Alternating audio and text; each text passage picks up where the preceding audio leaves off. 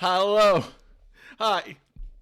Welcome everybody to the semifinals of Grand Slam Galaxy Season 2. I am your commissioner, Willie or Won'ty, and here on this lovely Tuesday evening, we are at the penultimate series in our Season 2. We've had a long road to get here.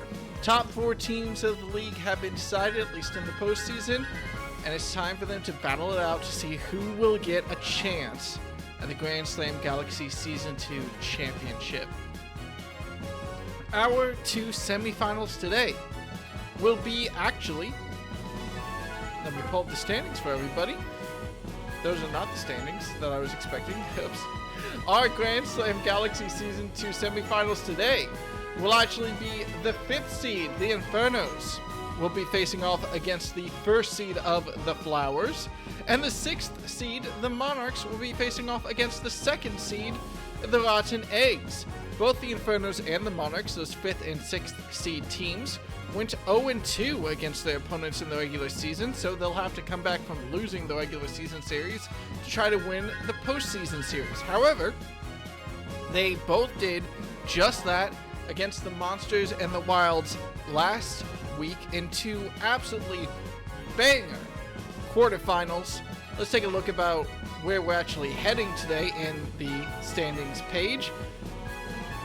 That's not the right standings page. You know what? Never mind. Excuse me. I had everything ready. Except I didn't take a screenshot when I was supposed to. The Infernos and Flowers in their semi-final, the first series that we will be watching today.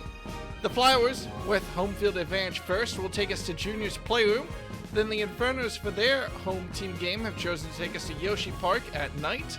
And then finally, our tiebreaker, where the Flowers, as the higher seed, have home field advantage, will be DK Jungle in the daytime. And then, in a coincidence that I'm very happy about, we will not be seeing any of those fields in our other semi-final for the Monarchs versus the Rotten Eggs. The Rotten Eggs, their home field to start off will actually be Wario City, a lesser traveled area for them.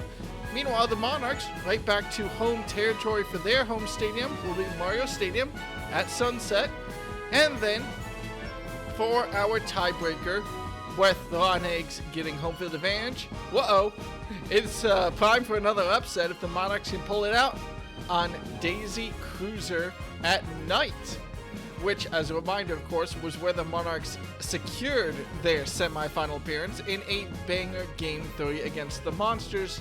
That ended 8-7. We can only hope to have that series end anywhere near as exciting as the Monarchs and Monsters did.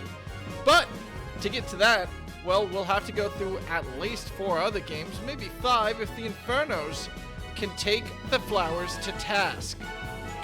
We'll head now into the first game of that Infernos Flowers series and talk a little bit about the paths that these teams took to get here. I'm going to talk about the Infernos first. One of the most trade-happy teams that we've seen on this league in Season 2, and in fact, one of the teams that have been swapping up their roster the most. Now they've landed on the triple jersey core, Dante, Otis, and Heathcliff, not in that order from top left to the middle, have been relatively stable players that the rest of this team can build around. And most interesting for the Infernos, they have been the team in the league that has relied the most on small ball. Of course, when you have great slappers like Dry Bones, like Red Pianta, shout out Strawberry, when you have the consistency of those 3 jersey players, and when you have Mario in his starred role acting as a very secure batter in and of his own right, not only that, but also sealing up the Inferno's pitching rotation. You have a very scary team where if you let them get going, they can score 9 runs in an inning. You have to be able to stop them. And of course, the Flowers have one of the teams that are able to try to do that with that Luigi Daisy pitching core, with an incredible shortstop in Critter, with one of the fastest outfields in the league. Not only that, but having access to that super jump ability with Baby Luigi, and of course Baby Daisy and Red Yoshi in those outfield positions.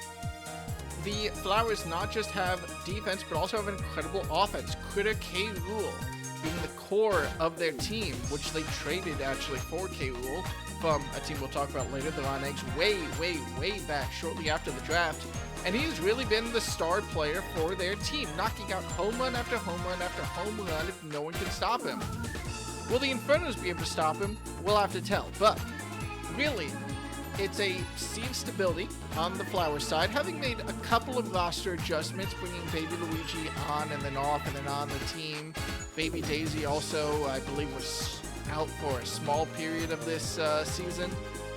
But having landed on this optimized roster, and this incredibly scary one, they, of course, were the team to win our regular season and stand on top of the scoreboard with a final record of 11-3.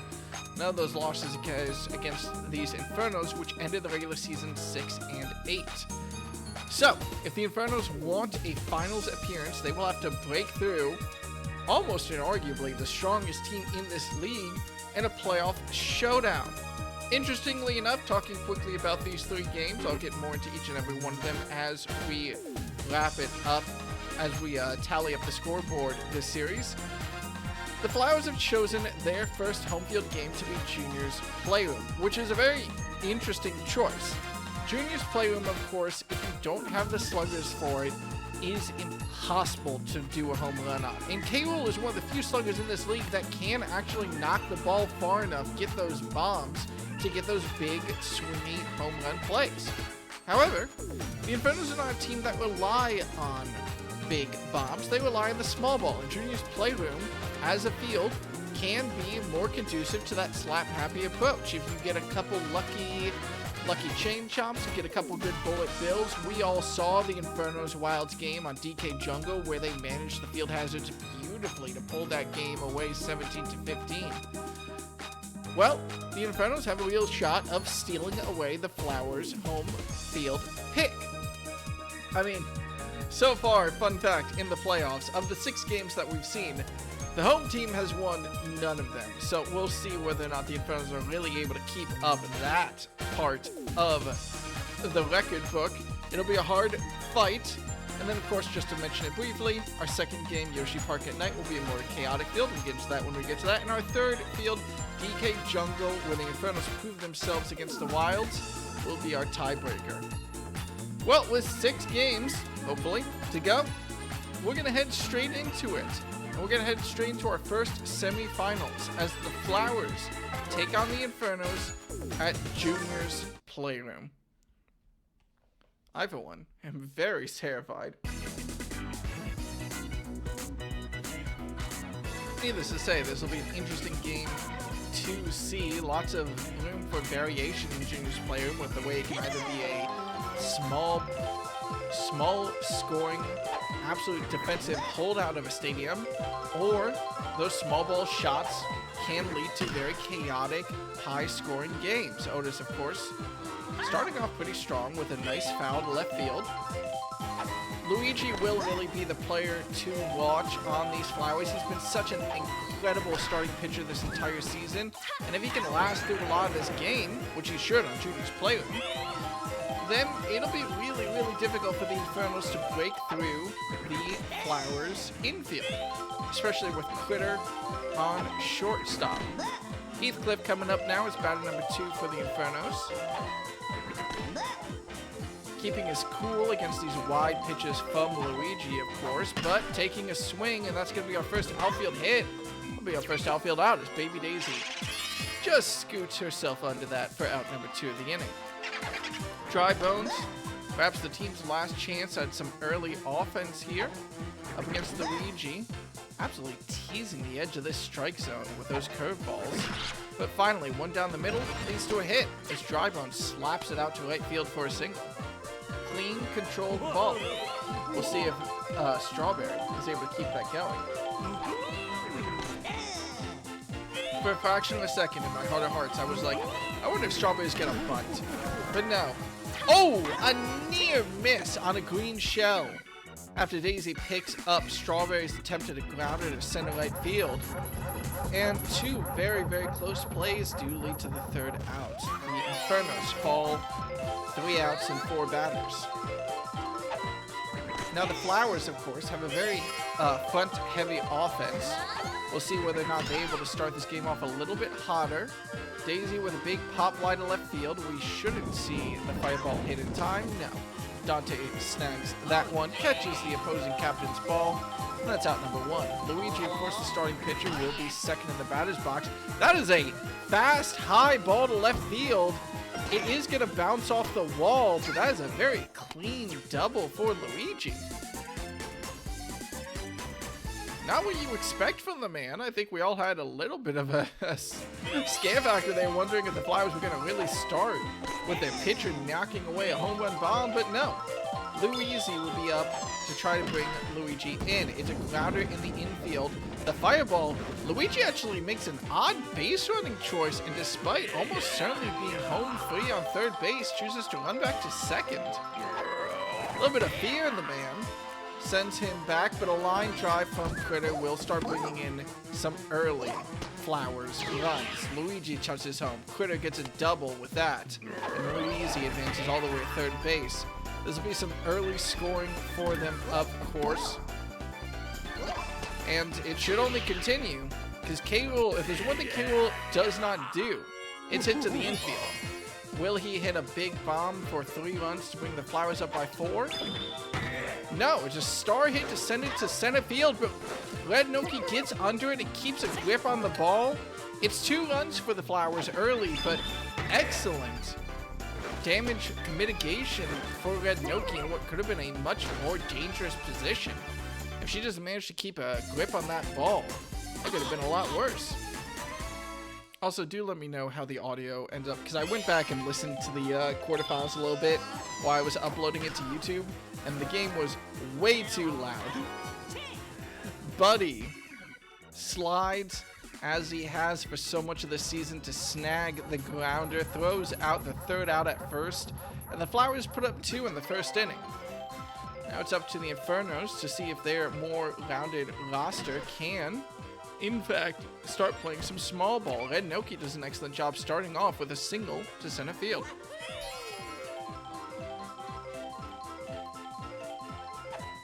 Mario faces down his brother.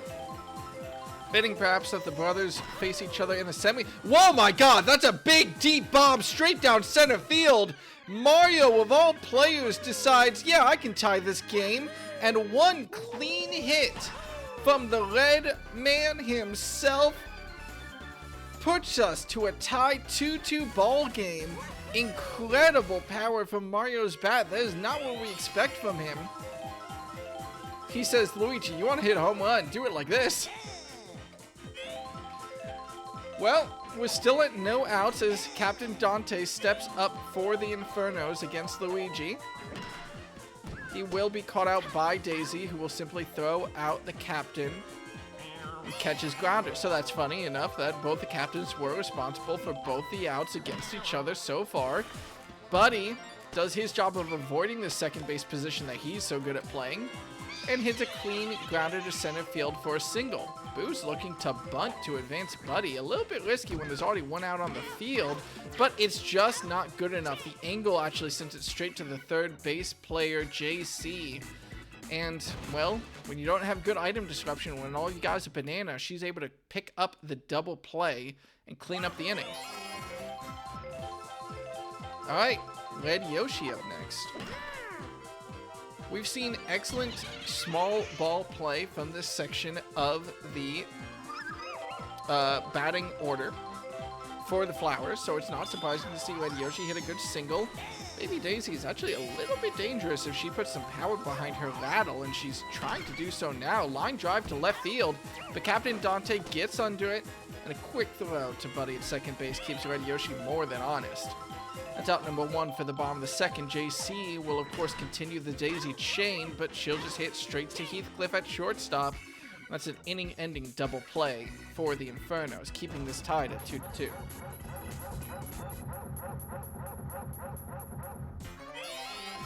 Otis heads back out to the batter's box. Her team gets back to the top of the batting order for the top of the third inning. Facing down Luigi now, and a good clean hit is a good clean catch. Her hit goes right over the Critter at shortstop for out number 1. Last time, the start of the Inferno's batting order was only able to get to bat number 4 before they racked up 3 outs. We'll see whether or not Heathcliff is able to break that streak and get on base, but a dive from Daisy catches him out on a grounder. And it looks like history is prepped to repeat itself. Drybone steps up with 2 outs against his team. Luigi, of course, still looking good. 2 quick strikes against Drybones, and the inside pitch won't result in a strike number 3. Yes, it will be! Drybones could have sworn that one was going to stay just outside the box, but it nicks the strike zone. And to strike out from Luigi on Drybones of all players to secure the 3rd out. And in fitting rhyming procession, the Flowers are right back up to their top of the batting order, and I swear we've seen this play before, as Daisy hits a pop fly to left field for out number 1. Luigi, I swear to God, if you hit a wall bounce for a double, I'm gonna lose my shit. Nope. Slap out to right field. Powlock will more than secure it. Actually, Luigi could run for second there, but plays it safe and stays on first. We could still realign the timeline if we have a run on first and a run on second safely after this play. Luigi's going for a bunt. The banana doesn't mean much, though. It just means that he's caught out at first. Luigi does successfully advance to second, though, as Otis starts to tire. That could be dangerous if Crit is able to hit a good hit. Runner in second is scoring position. It won't be good enough to send Luigi home, but it will be good enough to send him to third. Runners on the corners as K-Rool steps up. Any good hit to the outfield will be a Flowers lead here. He chose to go for a star hit slap in the first inning. This time it looks like he's wheeling up for a big charged hit. There's 2 outs on the board, so if the Infernos are able to field this, they'll be fine. But no, the line drive will go to the wall. Red Noki absolutely darts to get under it, though. And Luigi's the only one who's going to get in. Look at the speed from Red Noki here. I think that she thought that was heading out of the field, so her and Dante in left field were sprinting to be ready for a buddy jump, which is hilarious. But hey, if it works, it works. The Flowers do get into the lead on that one, 2 and 3, but again, if you're an Infernos fan, any run that doesn't end in a big K-Rool, well, home run is good for you. Luigi's single to right field, though, will simply allow Critter to run home. The Flowers do get back up to that 2-run lead, one way or another. A little bit of a different path, but again, the start of their lineup steps up. Puts them in the driver's seat this game. Red Yoshi, of course, being very successful in the batter's box this season. And a slap could load the bases here if the Inferno's defense is not able to stop it. Mario, what are you doing for your team? 3 balls, a danger for a walk here for the pitcher if he doesn't pitch a little bit more honestly. But still, Red Yoshi's slap actually stays inside the infield. Clean fielding from Heathcliff will lead to the out.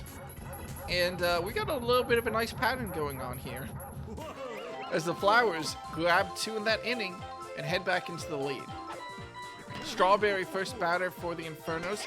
Good slap out to right field. She's had a little bit of danger being caught out, but no, she's good. Red Yoshi throws it to second base instead of first. And the Infernos have a runner on. Can Red Noki hit through Luigi's Cyclone Ball, though? It's a clean count. She'll watch it fly. So it's just strike number 1. On the second pitch, she'll swing. Critter will be right under that one, though, and it's 2 quick outs and a quick double play. Top of the 4th, 2 outs. Mario steps up against his brother. And that's a 2-4 scoreline. It would have to be a hell of a heroic effort to try to bash home another home run, and he knows it. It's just a slap straight through center field for a single. Never count out the Infernos thanks to their game plan. If they get going, 2 outs doesn't mean much. Can Dante keep this rally going? Yes, he can. That's a clean shot straight up the middle for a single. A little bit of fireball to burn the baby. And a little bit of intimidation on that. Top of that. Buddy, charge, swing, I like it. Put some power behind that bat. Inside pitch from Luigi. He'll watch it. 2 strikes. We've seen Drybones get caught out in this position. Buddy, no! Inside pitch again. That's 2 strikeouts for Luigi. And the Infernos cut short. 2 strikeouts from Luigi on that inside curveball that batters just find so ambiguous. But when you got 2 strikes, when you're in the right position for it, you gotta swing on that. Well, we're in the bottom of the second. 2 strikes, excuse me, against Baby Daisy. Maybe Mario can go for that inside curveball to try to trick her out, but no. Hit straight down the center. Well, pitch straight down the center. Hit straight down the center. Baby Daisy caught out by center fielder Red Noki, foul number 1. JC up next. Actually tries a boo to escape the infield, but excellent eyes from Heathcliff, seeing through it and diving to get that second out. Alright, Daisy, you've had 2 big pop flies to left field. Can you avoid that fate in your 3rd at-bat? It's a line drive to left field that Heathcliff will pick up early and 3 up, 3 out against the Flowers. That's not terrible for them, as they will get to the most devastating section of their lineup, that 4th slot critter batter next inning regardless. So pressure's definitely on the Infernos to bounce back from this 2-run deficit. And Boo, with a little bit of shell assistance, will be able to snag a single. Otis, you got a runner on. Smacks the ball from Luigi, and that's another single. So the Infernos start off this inning pretty hot. Runners on first, runners on second. They're the second batter in their order, Heathcliff. Can you make this loaded bases or bring Boo in? A charge bat is the way to do it. Outside pitch from Luigi, but Heathcliff catches it. That right field hit will be an easy field, though, from Red Yoshi. No fear in the face of the Bananas, and out number 1 against the Infernos. Drybones is charging against a Cyclone ball. It's a big pop foul. Otis, you had to have known that was coming. Oh my god, the pop foul from Drybones caught out by the first base player of Luigi, and before Otis tags back up, Luigi's there on first base to catch the throw and get the double play. Very odd play. We don't see those types of pop flies very often in this league, actually. We might have seen it, once before in the regular season, but here in the playoffs, well, inexperience leads to a double play. Luigi, though, the second batter for the Flowers, because we just progress so fast, falls as easily as Luigi does. Critter faces a 2-out situation, slap to left field.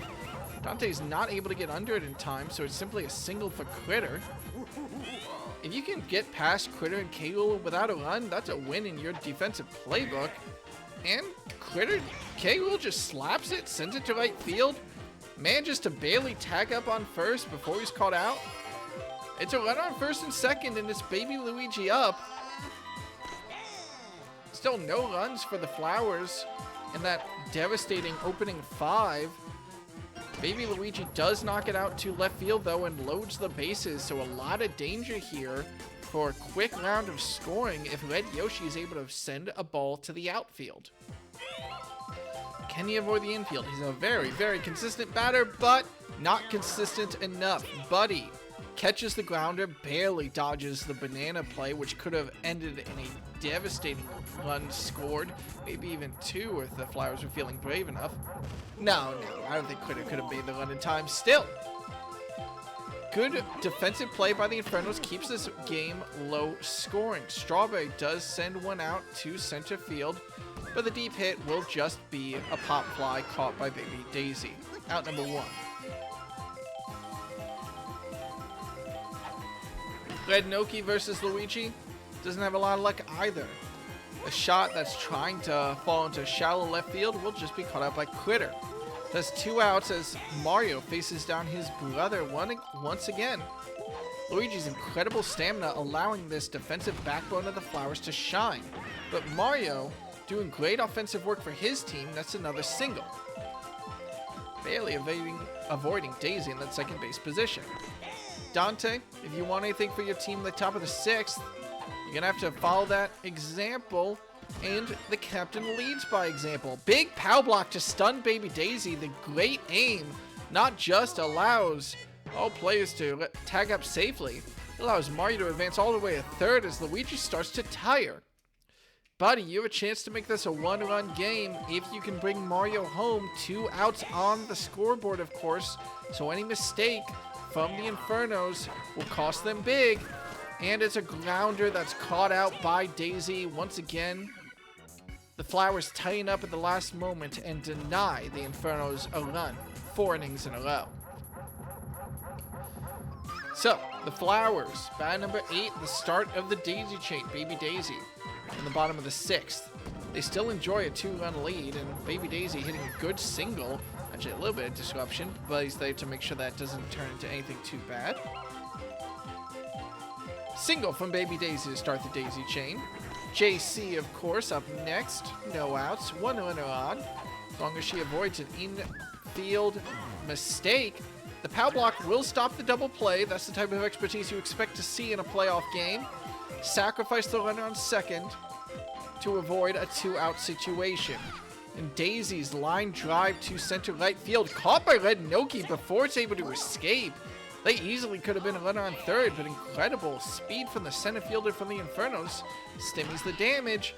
And Luigi, long gone is the title of Mr. Consistency, as he slaps it over to shortstop Heathcliff. Heathcliff turns the double play with Buddy. 3 outs for the Infernos, and that will keep the Flowers stymied still. Bat number 9 for the Infernos. Boo starts off with a good single, and once again, it's all a matter of can Luigi stop this onslaught. Of course, he'll have a great backup pitcher, but the line drive from Otis simply results in out number 1 against the Inferno, so Luigi's doing pretty good so far. Boo is still on base on first. Heathcliff steps up. Not a lot of success either, but the power block hits Boo! If the power block had missed Boo, he, as a floating character, would not have been affected and would have been able to safely tag up on second. But since it hit Boo and not the ground, it couldn't stun Daisy, it couldn't stun Critter, it couldn't stop the double play. And the one place that power block needed to not land, once again, cuts off the Infernos. Luigi doesn't have a lot more luck. He grounds out to shortstop to start off the Flowers in the bottom of the 7th. But we've been stuck at a 2-4 scoreline ever since the bottom of the 3rd. Critter will keep an eye on the ball. A clean single from him. A little bit of power block interference as well. But that's a run on first for the Flowers. K-Rool has not hit a big home run bomb shot yet. He's got Critter on first. This is always a scary situation. This is always the possibility for a big 2-run homer. K-Rool has not had a lot of luck this game, though, and he won't have luck yet. It's a single for him, as Critter's line drive is too fast. It simply bounces off the wall and into Strawberry's glove for a quick field. It is a single, though. It is runners on first and second, and it is Baby Luigi up to try to advance the Gators. Soft hit to right field. Bit of a bobble from Strawberry, but I think that would have touched down safely regardless, so it's a single either way. Runners on all the bases. First, second, third. Doesn't matter, though. Heathcliff turns the double play off of Yoshi's slap. And Red Yoshi will be seeing red. He'll have to head back to the dugout. The Flowers lose a bases loaded situation, and we've not seen a run in 5 innings. We're heading into the 8th at a 2-4 scoreline. The Flowers holding on to a very slim lead for this entire game, but it's a defensive showcase in game number 1 of the semifinal. Dry Bones finds the money for the first time since I think his first at-bat this game. A slap to center field for a single as Luigi continues to tire. He's more than done his job. There's no way that Daisy can't at least see this game out. But with Strawberry also hitting a clean single and the Infernos getting runners on first and second with no outs, there's only so many times the Flowers defense can really stop this onslaught. The Boo stops the pickup, and it's loaded bases for the Infernos. Daisy just not in range to snag that Boo ball. Mario, you've got loaded bases, but the hit stays inside the field. It's a double play that brings in Dry Bones from third, but still Dante will have to face a fresh pitcher. Daisy brought in after Luigi lets up the first run since the second against the Flowers. It's a steal attempt on 2 outs. The banana gets thrown, but no, Dante is not able to safely tag up to first. The Infernos do make it a 1-run game, but from loaded bases, all they can get is 1. They're going to be heading into the 9th inning, at least down by 1. We'll see whether the daisy chain from the Flowers is able to do any more damage. Of course, of note, even if it's 3 up, 3 down from the Flowers, we will definitely at least see Critter next inning. While Kale has been quiet, there's always a chance from him to end this game with a absolute ceiling home run. Baby Daisy falls, JC falls, that's 2 of the 3. Captain Daisy, can you get on base? No, line drive to Dante, and that left field position is, of course, where Dante wants to play. To snag as many of Daisy's hits as possible. 3 up, 3 down in the bottom of the 8th, and the Infernos are in a do-or-die situation. They're down by 1. They're starting on batter number 8, Buddy. Line drive to left field that will stay in. The pow block stuns Luigi, but Buddy won't run for it. It's a single. 1 run on for the Infernos. Boo up next. Bat number 9 in the order. Item support from Otis, of course. And Daisy, as a fresh pitcher on the mound, has to watch as Boo hits a slap out to right field. Once again for the Infernos. Run on first and second. No outs. But we've seen so many collapses from this position. Otis hits the fastball from Daisy. It avoids Baby Daisy's glove, but Boo was a little bit scared of it and isn't able to tag up on second safely. The tying run is on third. There's only 1 out. Heathcliff, with runners on the corners, faces down Daisy. Strike number 1 from the first fastball. No start pitches yet from the captain. It's a slider. Heathcliff catches it. It's a little bit weak. It's a close play. Buddy snags his way in. And not only do the runners tag up safely on first and second, but the game is tied at 4-4. Heathcliff and Otis are in position for Dry Bones. Only 1 out on the board, but 1 out nonetheless. Dry Bones has no item support as Strawberry's next up in the batting order. That's a big flower ball from Daisy. Dry Bones swings into it. And luckily enough for these runners, actually, it's an infield fly, so they know how to tag up on the bases. 2 outs for Strawberry. Runners on first and second. Good slap out to center field. That'll load the bases up again, and Red Noki, bases loaded, needs a good hit here to try to snag this game and put the Infernos in the lead heading into the bottom of the 9th. Big hit to the outfield, but it'll stay inside the field. Baby Daisy will snag that.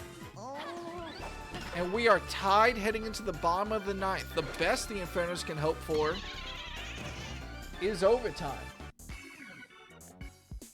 But if they want overtime, they need to shut down the Critter K-Rool combo one last time. This has been so successful for the Flowers. Not a lot of runs in this early section of the batting order, but relatively consistent at scoring them for so much of the early parts of this game. Falling apart later. Luigi with a big hit to left field will fly foul. Breathe. 2 strikes as Mario faces down Luigi. Luigi's next attempt is a clean slap to left field. Runner on first. If you're an Infernos fan, you need Luigi to slap to the infield and create a double play situation here, but a big charge escapes Boo at the first base position. It's a run on first, run on second. Luigi is the winning run. All Critter needs is a line drive here to the outside to let Luigi run safely to home and win this game in the bottom of the 9th. It's weak contact though. Buddy and Heathcliff turn the double play. Luigi advances to third. There's 2 outs and K-Rool. Can you, surely one of the regular season MVPs for this team, turn up big in the bottom of the 9th? Big hit to right field, and it took a while for him to warm up. But the king, walks it off in the bottom of the ninth with a big 2-run bomb. And the Flowers successfully win the first home field game for the playoffs in Grand Slam Galaxy in an absolute nail biter. 4-6 regular. Sorry. What's a non-overtime game? Not regular time. Whatever. And a 9-inning nail biter successfully win their home field game of Junior's Playroom 4-6 over the Infernos, and will go up 1 game in this series. K-Rool, of course, getting MVP honors. Incredibly close results. And let me make sure I mark this down right. Ba-da-ba-da-ba.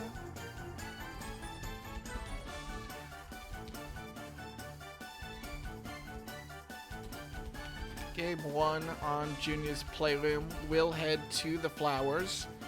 Congratulations to them, of course. A nail-biter that shows off the defensive power of both these teams. And despite a little bit of resurgence from the Infernos, it's not enough, as K-Rool, one time in this game, shows up big, hits a clean home run for 2. Notable, of course, that both starred players hit a 2-run homer. That was very key for this game. Mario's 2-run homer allowing it to head to the bottom of the ninth, and K-Rool's 2-run homer allowing it to end at the bottom of the ninth.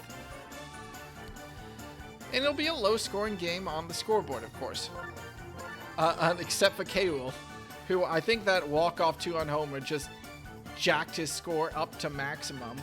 It was a good effort from the Infernos on the deep field to shut down Critter and K-Rool for as long as they did, but without being able to put some gas in their own tank, a couple of misplays leading to some devastating innings.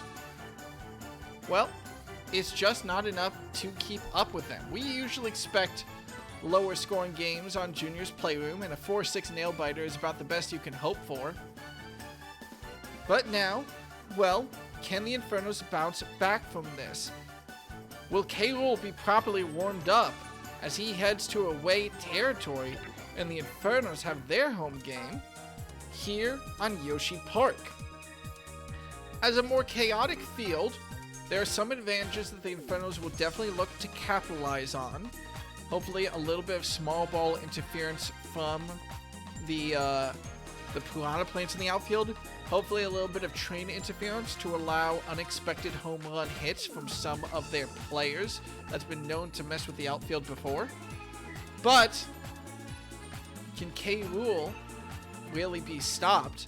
And can that train help other home run heroes? Daisy has been known to make Yoshi Park home runs herself. Critter, of course, always stands as a threat.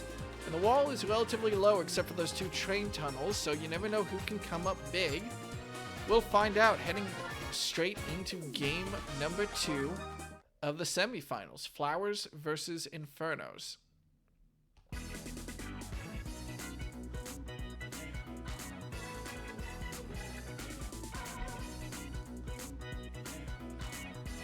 Otis once again standing tall to start off this game on the mound. Daisy had a lot of, well, really devastating pop flies to Dante, but she'll start off this one with actually a weak grounder straight up the middle, saved by a boo item for a single, so the captain's on base.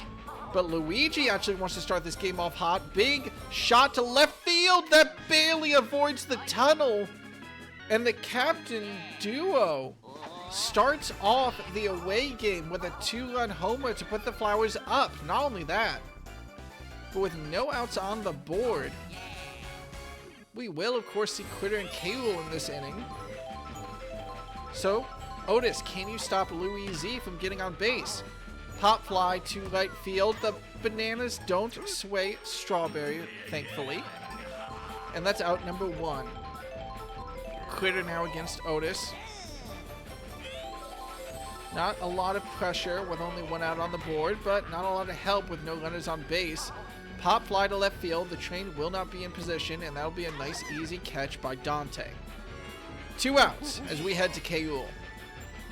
If Otis can avoid a big hit from K'Ul, the Infernos aren't in terrible position heading out of the first. Deep hit from K'Ul, but it heads straight to the train tunnel and straight to Strawberry's glove. It's only a single for the King. Baby Luigi will be up next.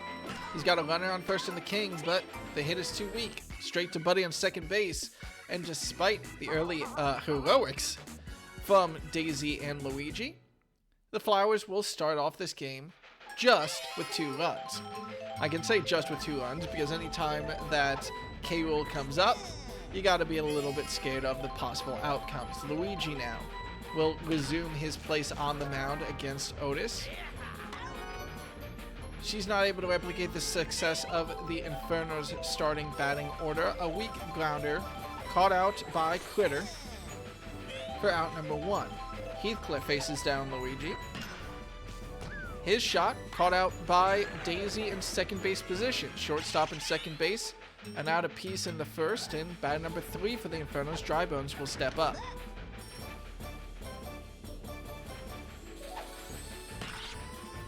Hop from Drybones heads over to left field. 3 up, 3 out against the Infernos.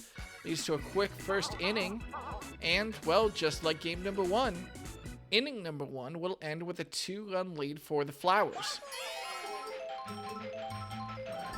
Now, for the Infernos, they are facing the weaker section of the Flowers batting order now. So, this is the chance for the defense to shine.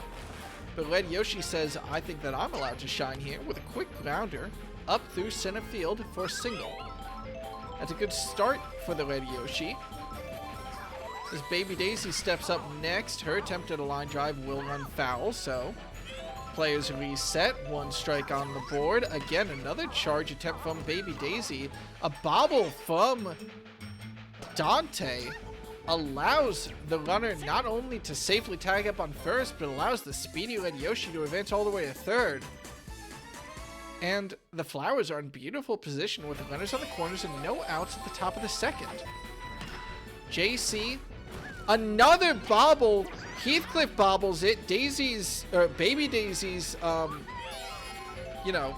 hesitation will lead to her getting caught out at second. So actually, you could argue, in fact, that the bobble, no, that would have been a double play. Baby Daisy would have been caught out at first.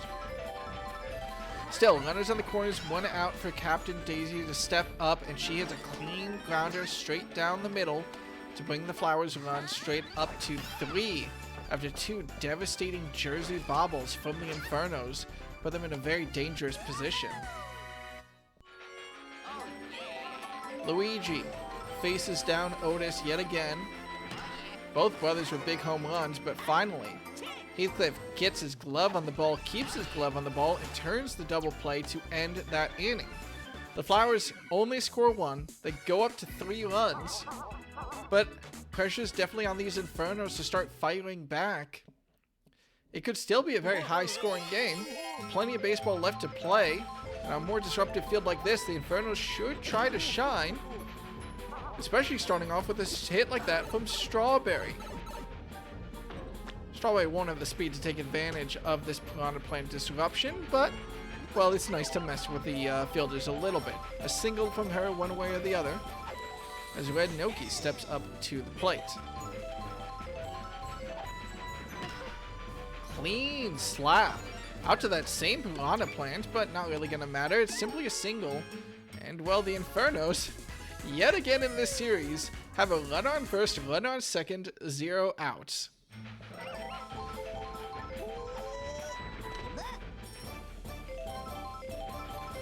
Mario faces down his brother yet again. Slap hit caught out by Critter. Turns the double play, and Mario is not able to keep up his performance from game number 1. That double play puts a little bit of a screw in the Inferno's offense in the bottom of the second, and Captain Dante will have to see if he's able to revitalize it. Red Noki is still on first with 2 outs. It's a lot more dangerous. Daisy dives to catch the grounder. Out number 3 is thrown to first. And the Infernos remain down by 3 heading into the 3rd inning.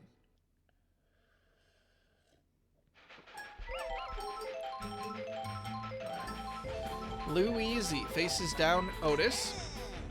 As we head into the top of the 3rd, it's a dangerous position for the Infernos, already down by 3 and facing off against some of those dangerous batters from the Flowers. Buddy lets a grounder slide past him.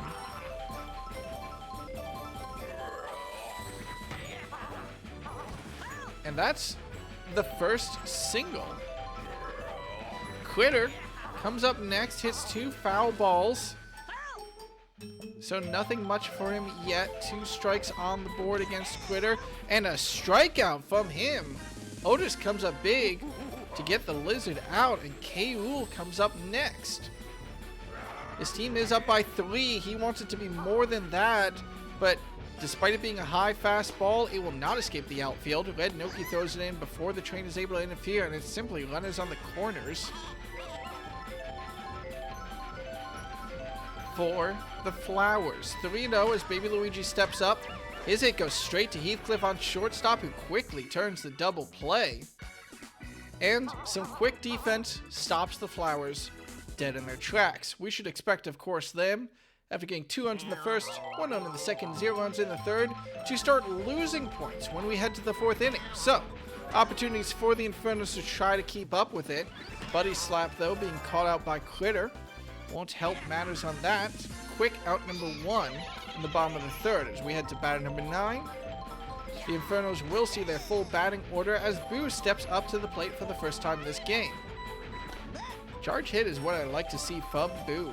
Some of these weaker players, their charge hits can end up to be nice line drives, and that's a very good hit out to left field for Boo for a clean single. Back to the top of the batting order for the Infernos, and Otis won't have a lot of luck. Her line drive goes straight to Quitter on shortstop. The double play turns in, and these Infernos have yet to score a run 3 innings in. The Flowers, meanwhile, being up 3-0, will return back to, well, the weaker section of their offense yet again.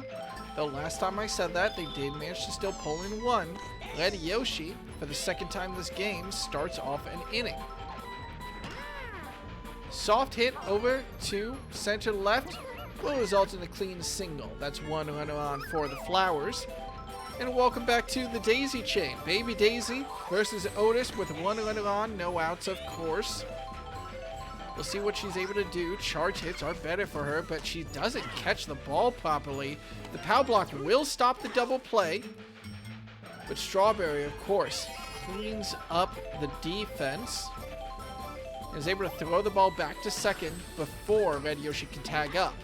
And though they avoided 1 double play, they're not able to avoid the next one. JC's hit over to Heathcliff yet again. No power block can save the Flowers this time. Baby Daisy caught out at second. JC caught out at first.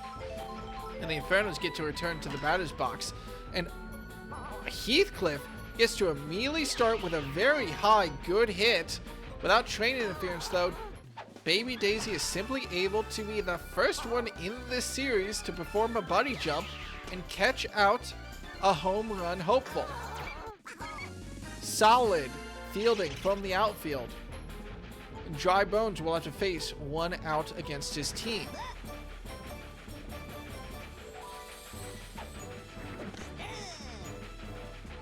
One ball and 1 strike against the dead man, but a little bit of a charge hit leads to a line drive. That's a single, one way or the other. Normally we see that through slaps, but hey, if those line drives can stay low enough and avoid the outfield, good enough for us. Strawberry will step up and wants a deep hit of their own. With 1 runner on, no, swaps back to a slap strategy. I like that better. The Piranha Plant snags the ball and sends it over to left field. It interferes with Baby Luigi as well. That'll allow Dry-Bones to snag an extra base, and it's runners on the corners for the Infernos with 1 out. Red Noki is not the safest batter to have in this position, but a line drive over to center right goes straight to the Piranha Plant.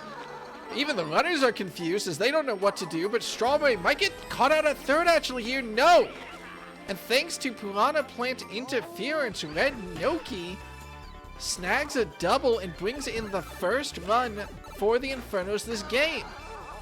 Not to mention that, but even as Drybones tags up, Strawberry manages to get all the way over to third. And the Infernos have 2 runners in scoring position, down by 2 with only 1 out on the scoreboard. Mario against his brother. Solid batter in game number 1, but can he repeat the performance here in game number 2? He had a little bit of trouble his first at bat. Second at bat, it's a fireball hit. Star hit from Mario blasts its way out to center right. That brings in 1 run. That brings in 2 runs. That's a double RBI for Mario. And we are back up to a tie ball game, 3-3.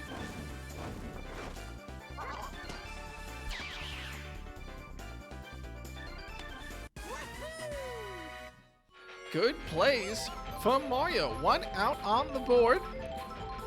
Bottom of the 4th, Captain Dante up next. If he can keep advancing Mario, the Infernos could have a big inning here on Yoshi Park.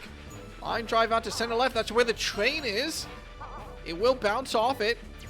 Causes Baby Daisy to have a little bit of trouble grabbing it, but she is a little bit of a speedster herself, is able to pick it up.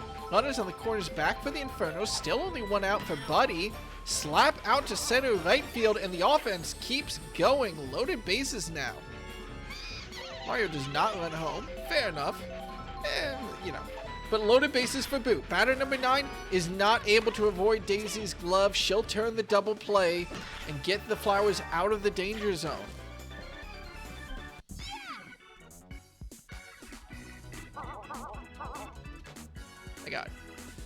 We got that rowdy fan out of the outfield. Now we're back up to a tie game heading into the 5th. But the Flowers are back to the top of their batting order. Daisy, slap hit, will just go straight to Heathcliff.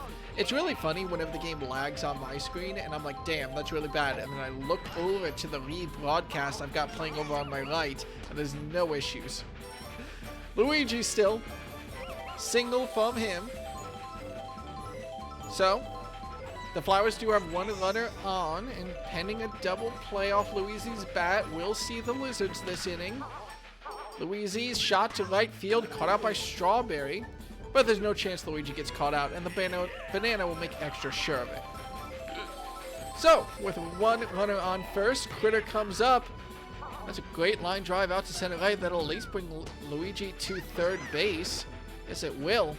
And there's an opportunity for the King. His team's 3-run lead was erased last inning. He could bring it straight back with 1 good hit. Runners on the corners, 2 outs. He wants it with an early charge. And that's a big shot straight up the middle. Strawberry not going to get there in time. It's too high anyway. And that's a 3-run homer from King K. Rool to put the Flowers right back up into a 3-run lead. Yeah, no, that was not getting caught out, even if Strawberry had gone there in time. Otis will come off the mound. She did a pretty good job lasting as long as she did. Mario should hopefully be able to last through the rest of this game, pending a scoring explosion from the Flowers.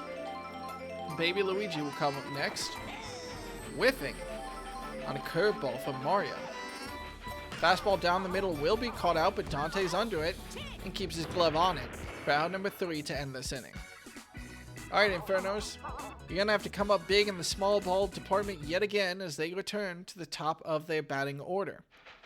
Otis faces down Luigi.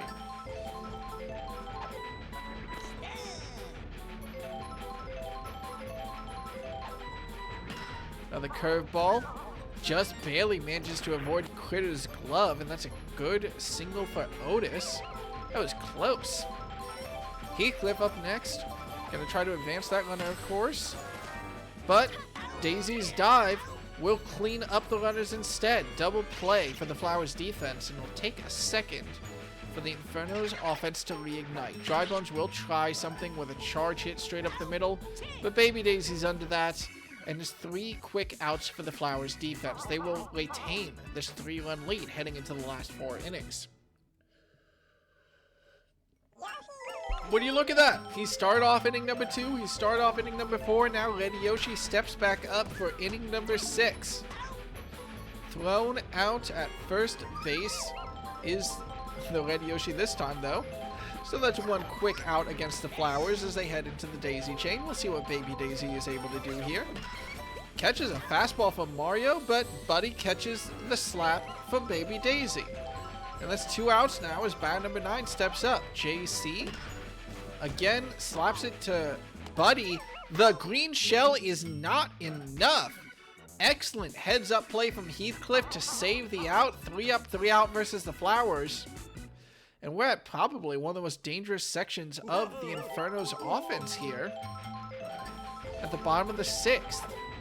They'll need it as they remain down by 3.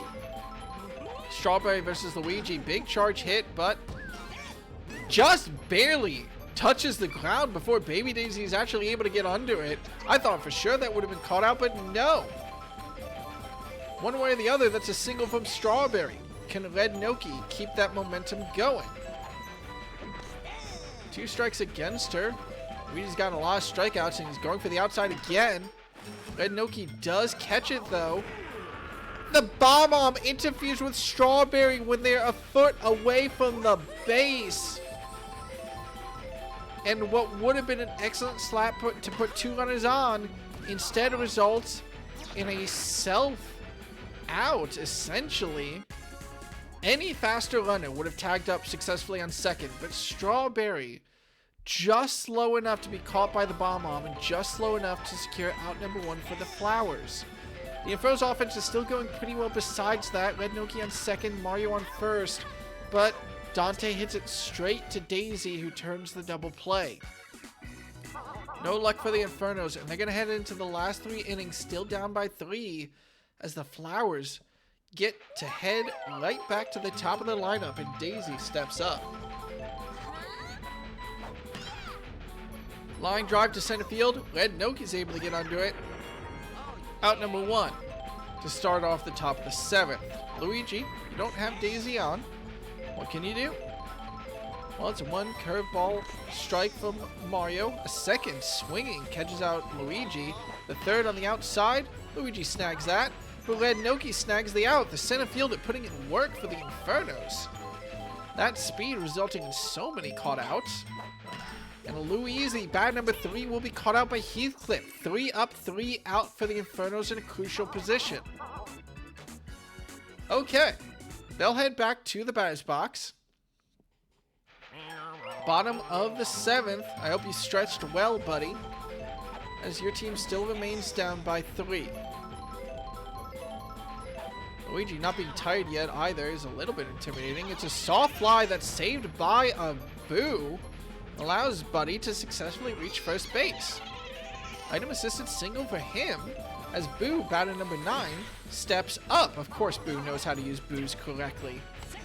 And once again, would you believe it, the Infernos have a runners on first, a runner on second with no outs. Back to the top of their batting order, Otis will face down Luigi. You want to see a power hit from her. She's going for it. Line drive to left field, avoids Critter, avoids baby Luigi, he stumbles on it, avoids baby Daisy, 9 of them able to get a hand on the ball, but Boo does a base running error. He does successfully manage to tag back up on 3rd base. An absolute, well, comedy of errors by the babies. Otis's single brings in an RBI. And the runners on the corners with no outs still. Heathcliff faces down a tiring Luigi. Another line drive attempt to center field. Avoids Baby Daisy again. That's at least Boo coming in. The power block stuns both the babies. The train stuns both the babies. Heathcliff with a triple brings in Boo and Otis. And the Infernos tie up this game with no outs on the board still here in the bottom of the 7th.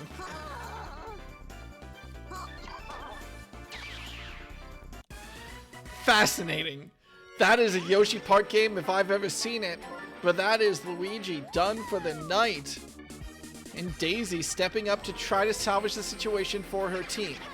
Go ahead run for the Infernos on 3rd base. Dry Bones with a big bomb to right field. This one will be caught by Baby Daisy and Red Yoshi, though.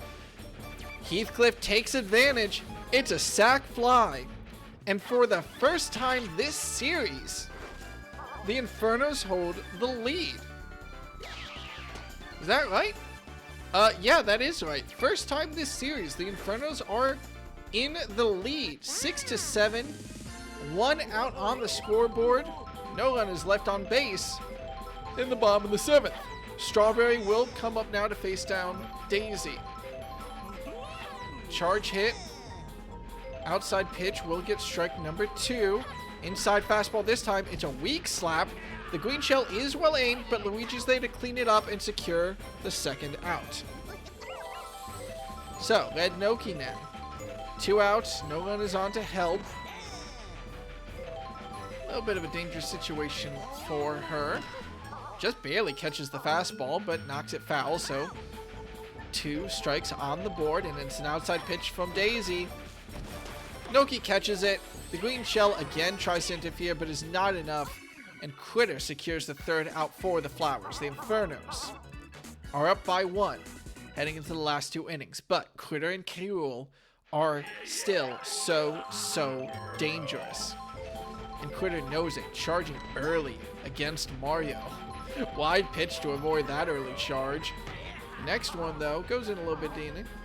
That's a big high hit from Critter that just escapes the outfield.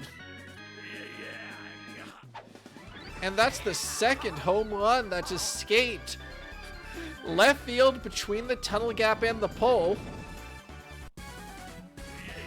And the Flowers tie this game up quick enough, 7-7 in the top of the 8th. K-Rool is up with no outs, no runners on base. And he sells for a slap. That's an easy fly ball for Dante that the Piranha Plant interferes with and spits it right out into Strawberry's glove. It never touched the field. If Strawberry was any faster, they would have run into the Piranha Plant and gone stunned, letting it touch safely. But that time, Strawberry being so slow meant that they were able to avoid getting hit by the Piranha Plant and secure the catch. Baby Luigi slaps it straight to Heathcliff for out number 2, and it's Red Yoshi. 2 outs, no batters on. We might be looking at a tie game heading into the 9th. 2 strikes, 1 ball, inside fastball. Red Yoshi catches it though, and that is a run on base for the Flowers. Still a possibility for them to get into the lead. Baby Daisy against Mario. Cracks it to left field. Dante gets under it though, secures the catch. And we are tied heading into the bottom of the 8th. I thought that was the bottom of the 8th. Oh my god, I thought we were heading into the 9th tied, but no, the Infernos still have 2 chances to score. They'll start off the bottom of the 8th with Mario. Not a bad way to start, but a star pitch from Daisy will try to catch him out. The shell is there to interfere. Will Luigi know to jump? Yes, he will. And he catches out the fly ball. That's out number 1 against the Infernos. Dante now facing down Daisy. Good semi-charge hit right down the baseline. That's a good single from the captain. The Infernos offense continues to simmer. Let Buddy cook against another flower ball. Bomb should not be enough to interfere with this, though. This should just be out number 2. Luigi gets scared, slides on it, and Buddy and Dante successfully tag up on the bases. Off that play,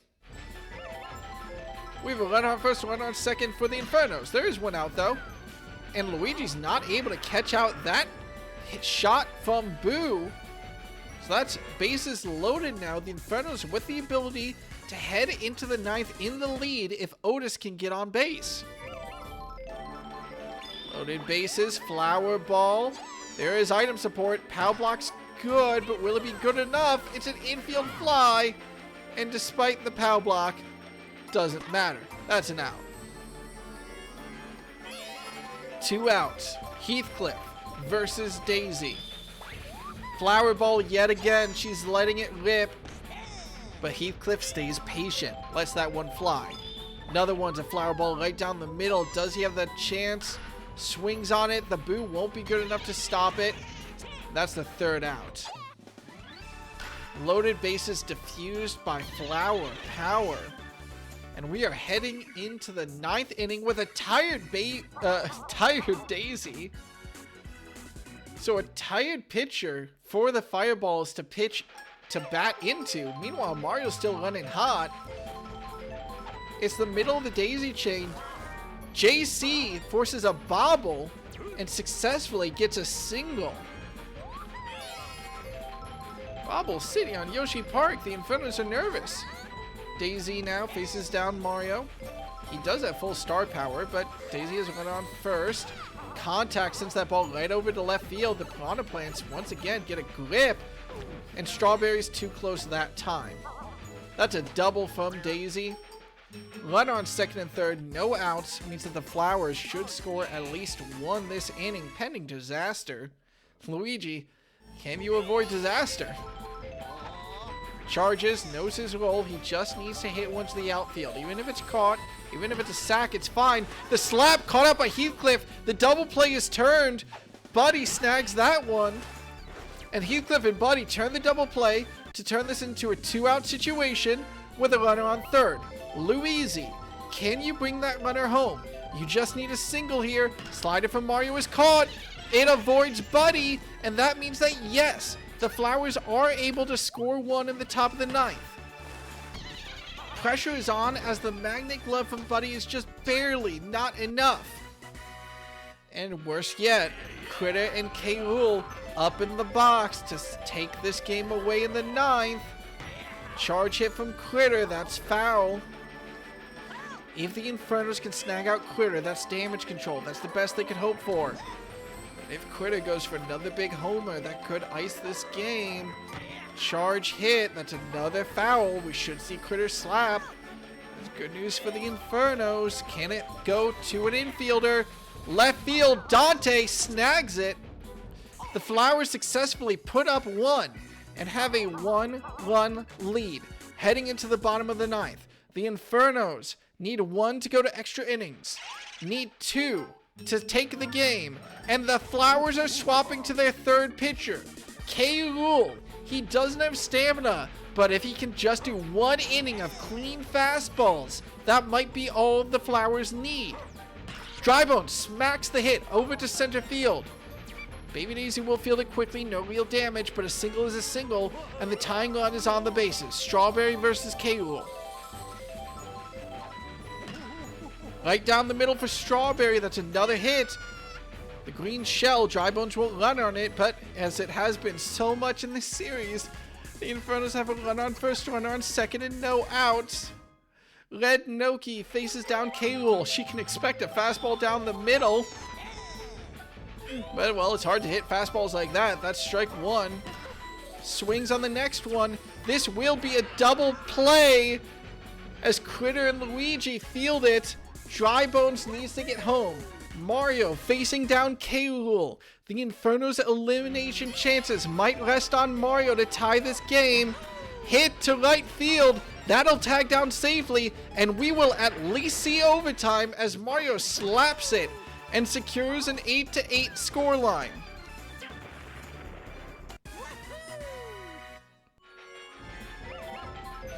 Dante versus K-Rool. 2 outs on the board. Another good slap to left field. If Mario can touch home, that will be the Infernos taking their home game. Runner on first, runner on second, 2 outs. Buddy my boy, versus K-Rool still. It's a deep slider. Buddy will watch it slide. Second pitch, outside fastball. Buddy tried to do a star pitch. That could ice the game, but it was too far out. 2 strikes against him. Catches the third fastball at least. So that slap. Mario's running home. Mario, close play. And Mario dashes in at the last second. The star power, the extra speed, securing what he needs. And for the second time in this series, The home team snags the game at the last moment, and the Infernos walk away from Yoshi Park with an 8-9 victory. What is it with these playoff series? I mean, I know that the players know, of course, but like, gosh darn, this is some of the best Grand Slam Galaxy that we've seen this season.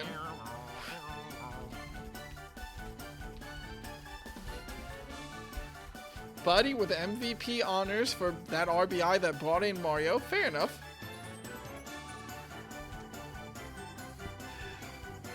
And wow, that was quite the showcase, the two different styles that the team had.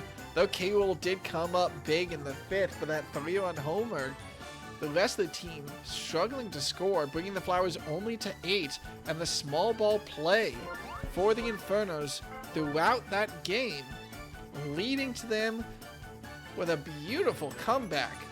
Down 3 twice, but still able to have the confidence to bring it home and send us to game number 3 in this quarterfinals. It'll be an interesting game number 3. Shout out, of course, to Buddy with that MVP performance.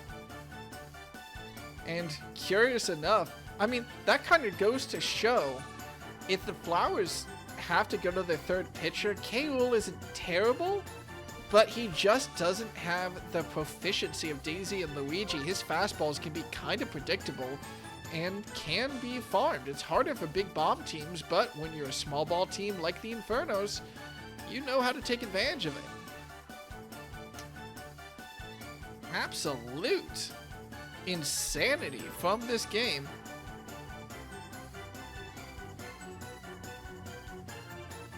And we're going to have to decide this semifinal in game number 3. Okay. Before we head to DK Jungle, I need to check. So, the Infernos have been to DK Jungle. They won DK Jungle in Playdate number 2, won it in Playdate number 3. Won it in Playdate number 6. Lost it to the Wilds in Playdate number 7.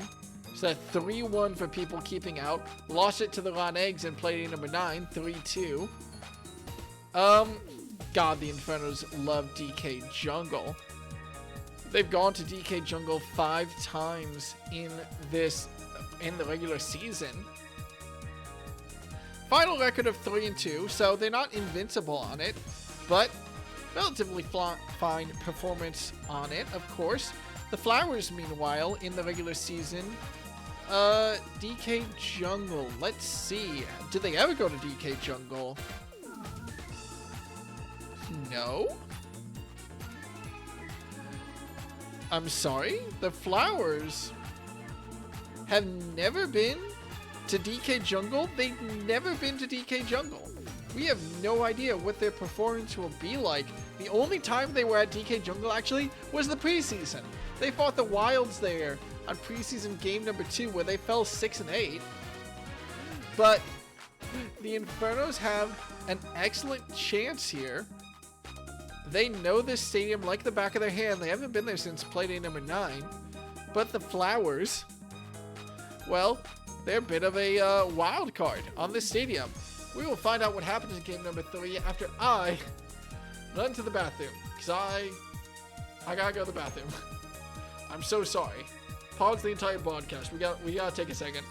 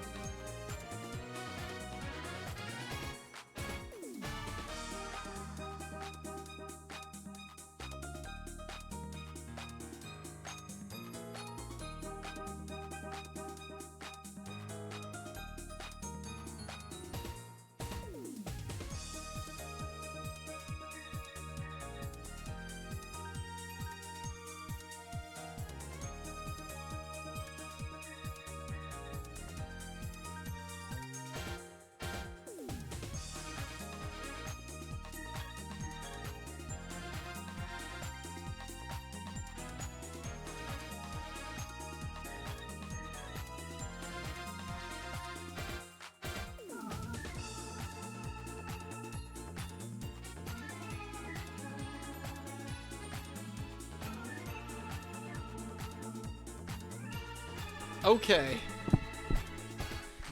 Game 3 of the series. Infernos versus Flowers. Both our previous games. Heading all the way to inning number 9. And now, for a spot in the finals, both these teams head to DK Jungle. Notably, of course, DK Jungle was where the Infernos had their Slobberknocker game versus the Wilds back in the quarterfinals. 17-run performance from them off the aid of a lot of field interference. That was capitalized on beautifully, so they're very, very familiar with this field, and they already proved that one time in our playoffs. Otis, of course, starting off with a very, very solid shot for a double off that hit over the left field.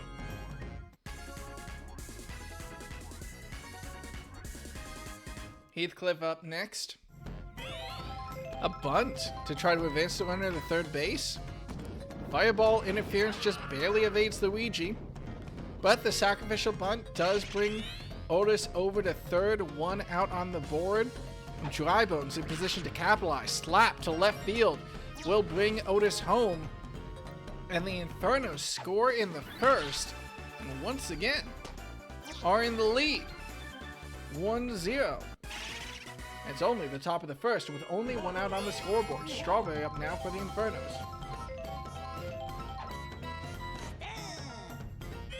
Outside pitch results in strike number 1. Something more over the middle is just Strawberry's style. Unfortunately, due to the ambiguity, Drybone's not feeling confident to run to second, so he'll just be caught out. So it's a single, but 2 outs on the board. And Red Noki seals the inning by knocking it over to Daisy for out number 3. Early blood for the Infernos. A quick run up on the scoreboard. We'll see how the Flowers respond. They've been pretty good about keeping the Flowers. They've been pretty good about keeping the Infernos, of course, very quiet at the start of the game.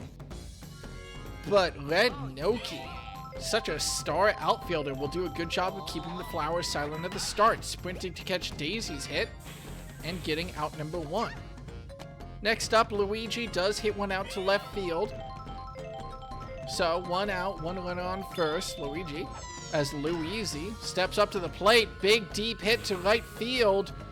Red Noki and Strawberry are there and are able to jump up and make the catch. On a more normal-sized field, home run attempts like that are a lot more possible, and finally we see another buddy catch. Is that only the second one this series?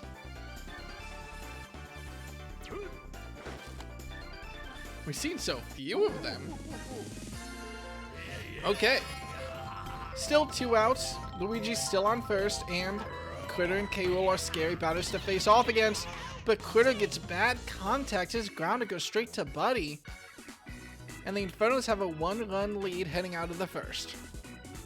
Of course, next inning will start off with K-Roll, and on a more normal field, always possible for him to hit those bombs. So we'll see what he's able to do after we see what the Infernos are able to do.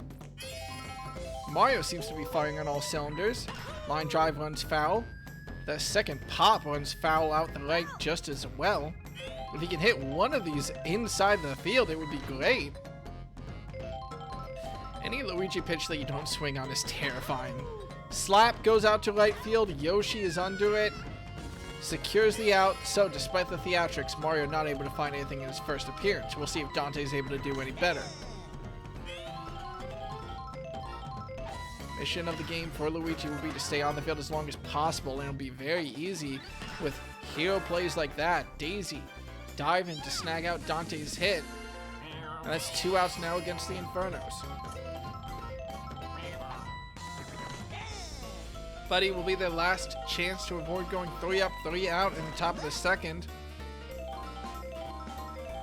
Inside pitch from Luigi. That one's a little bit too far. Umpire calls it a ball. That one, Buddy just stares at.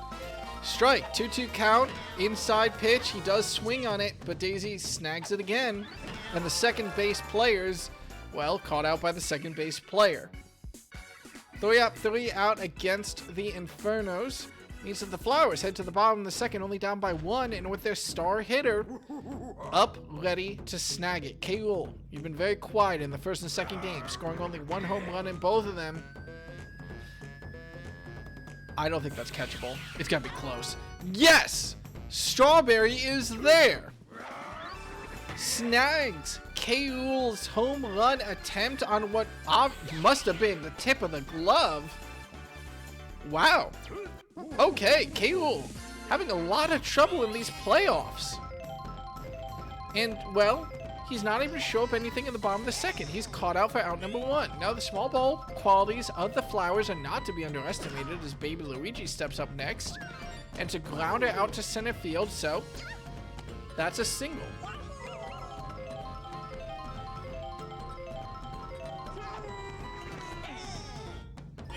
Red Yoshi up next. Baby Luigi going for a steal with those speedy legs, but the steal works against him. Red Yoshi's big slap simply caught out by Heathcliff, and it doesn't matter how fast you are. When you're at second, running back to first, it might as well be a mile. Heathcliff secures the double play, and the Infernos maintain their 1-run lead heading into the third. Not only that, but they're about to head back to the top of their batting order. Boo slaps it, pop fly to right field, and Boo interference helps him out. Getting a double. Dangerous position for the Flowers. Scoring runner on second as Otis, top of the order, steps back up to the plate. Catches the curveball with a hit straight up the middle, but Critter, one of the few players that can dive and make that play, secures the ground out. Boo did advance all the way to third, though, so it's 1 out on the board against the Infernos. Runner on third. Heathcliff up against Luigi. Grounder simply sent back over to first. 2 outs now. Boo in danger of getting stranded unless Dry Bones, who brought in a run in the first inning, can repeat the process and bring in Boo from third. Slap to left field. Baby Luigi gets his way under it. So, no luck for the Infernos. They get a runner to third, but no further. They're still up by 1, and they're against the daisy chain for the Flowers. Baby Daisy will start off the bottom of the third. Slider attempt from Otis caught cleanly. That'll be a nice, easy single as the Flower actually protects Red Noki from the fireball. Wouldn't matter one way or the other, but it's funny. Alright, let on first, of course, for JC. She'll watch 2 pitches fly for 2 strikes against her. But a line drive to the outfield should bring Baby Daisy at least to third. Red Noki interfered with. Strawberry just needs to throw it in. Baby Daisy doesn't have the speed to run all the way home. But Daisy now has a very, very good chance to not just tie this game, but pull into the lead. Run on second, run on third. Daisy just needs a sac fly to tie this game, and she's been hitting pops all day. Line drive to left field. Caught out by Dante at the last possible moment, no. And the runners are forced to stay honest. 1 out against them. The Flowers bring up Luigi. In Season 1, he was Mr. Consistency. In Season 2, he's been having all types of trouble, though. What can he do against Otis in the bottom of the third? Just avoid the slap to a fielder. But he bobbles. And what could have been a, well, lead-saving double play is another bobble. Sweat making the glove slick of the Infernos in this series, and Luigi successfully nabs a single that ties the game. Luigi slaps it straight up the middle. JC doesn't feel confident in running though, and despite the stunned outfielder, will stay on third. That's bases loaded for Critter. There's only 1 out. As long as Critter avoids the infield, this should be a massive lead for the Flowers. Line drive to left field, but Dante snags it and forces the runners to stay honest. Alright, K-Rool, you want to show up big for your team today. 2 outs on the board, loaded bases. That's a swing to right field. Noki and Strawberry nowhere near in time, and a grand slam for the Flowers.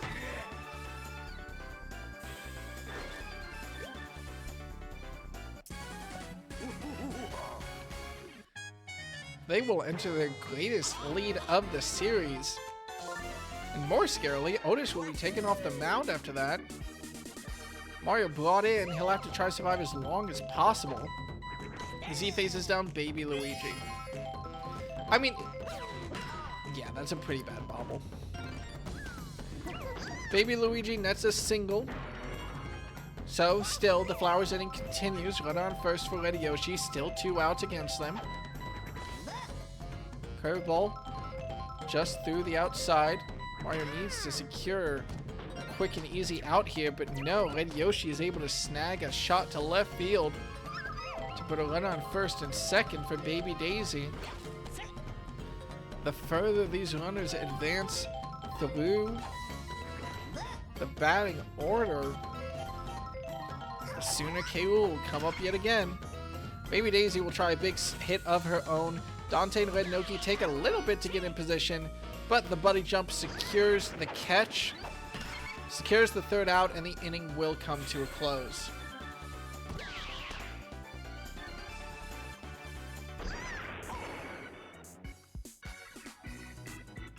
A 5-run inning for the Flowers. More than just puts them in the lead, puts them in the driver's seat. It'll have to be incredible Inferno's small ball from here on out. They've had a lot of trouble against this defense. Strawberry's attempted a line drive down first, caught out by Luigi. Red Noki now faces Luigi. Slaps it, well, smacks it really, out to deep right field. Baby Daisy is there, scared out by the pow block though. Allows the ball to touch safely into the dirt, and that's a double for Red Noki off an item forced error. Mario faces down his brother. I don't know, an outside fastball might have been the easiest pitch that Luigi gave you, but Mario swings a star hit, forces the bobble off Luigi, and is able to safely tag up on first. That star hit turning up big for him. And 2 runners on the corners and 1 out for the Infernos. Dante faces down Luigi. A single here starts the long march back to a tied game. Of course, if he can get more, he'll be happy about it. 2 strikes, though, and an outside pitch. Just far enough to not secure the strikeout. Those outside curveballs are so heart-stopping, but Dante just hits it over to Daisy. The double play cleans up the inning. And the Infernos will remain down by 4 heading into the bottom of the 4th.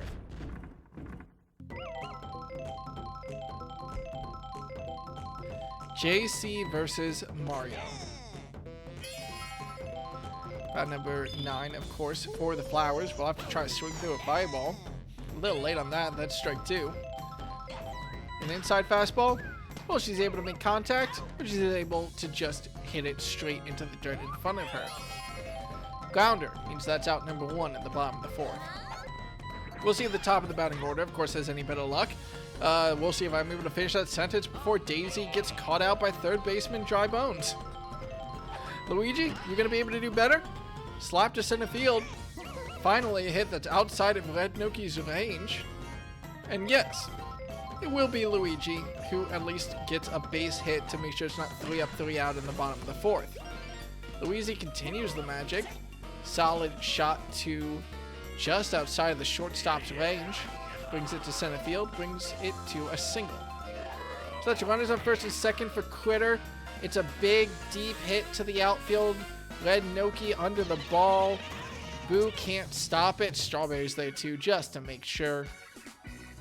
And yes, the Infernos are able to avoid any more damage in the 4th inning. Still, that grand slam lead looms. Buddy versus Luigi. Really, if you're the Infernos, you really want to tire out Luigi by, like, next inning at the latest. If you can force the Flowers deeper into their pitching rotation, you could, like, get one of those 17-run games like you did against the Wilds. But the longer Luigi's on the mound, the more impossible this Flowers defense will be to break. If Boo hits a single and we head back to a runner on first, runner on second, and no outs, I'm going to lose my shit. 2 strikes against him. And another inside pitch. Boo slaps it. Power block is fired basically out of spite, but that does actually more than spite. That stuns Yoshi. Buddy's heading for home. Critter's not able to bring it in time, And that's an RBI double from Boo to allow Buddy to reach all the way home from first. If you watch closely, you might have seen Buddy even hesitate to run there at the start of that clip. Regardless, just enough time to tag back up to home. We have a 2-5 ball game, runner on second, and no outs, as the Infernos are brought back to the top of their batting order.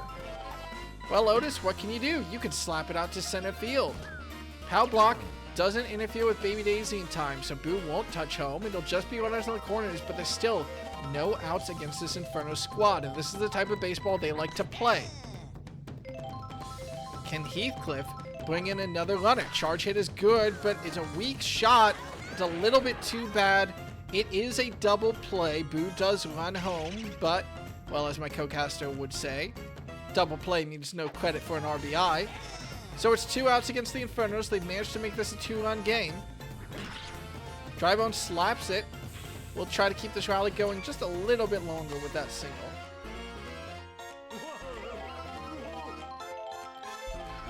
Strawberry up against Luigi. Good slap of their own. And hey, that's a run on first, run on second. 2 outs, though, for the Infernos. If Red Noki can just avoid this infield and keep this rally going, the game could tie just like that, but it would take an incredible effort from Red Noki. Let's see what she's able to do. Charges, whiffs on the outside pitch. Red Noki versus Luigi. Charges on the slider. Contact. It will run foul. We'll have to see pitch number 4. A little bit more on the outside, but she catches the curveball. But she catches it right into Critter. So, while the Infernos do make it a 2-run game, well, K. Rool is up and he could easily turn it into a 3-run game with one good hit. We'll see what the King is able to do.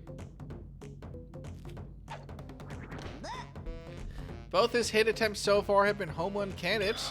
One got caught out, one was a grand slam. Attempt number 3, that's simply going to be a pop fly to center field. Red Noki will get under that one. And it's a good out number 1 in the bottom of the 5th for the Infernos. They remain down by 2 as Mario will have to face off against Baby Luigi. That's a tiny strike zone to try to deal with. But Baby Luigi's line drive actually stays in the air just long enough for third baseman Drybones to pick it up. 2 outs against the Flowers. They've had a lot of trouble making the offense come alive. A big pop fly from Red Yoshi. Red Noki keeps it cool, has just the distance to do the Buddy hit to knock the ball over to, well, Buddy. 3 up, 3 out. Starting off with K. Rool, this Inferno's defense is looking electric. We'll have to stay that way if they want to make it to these finals.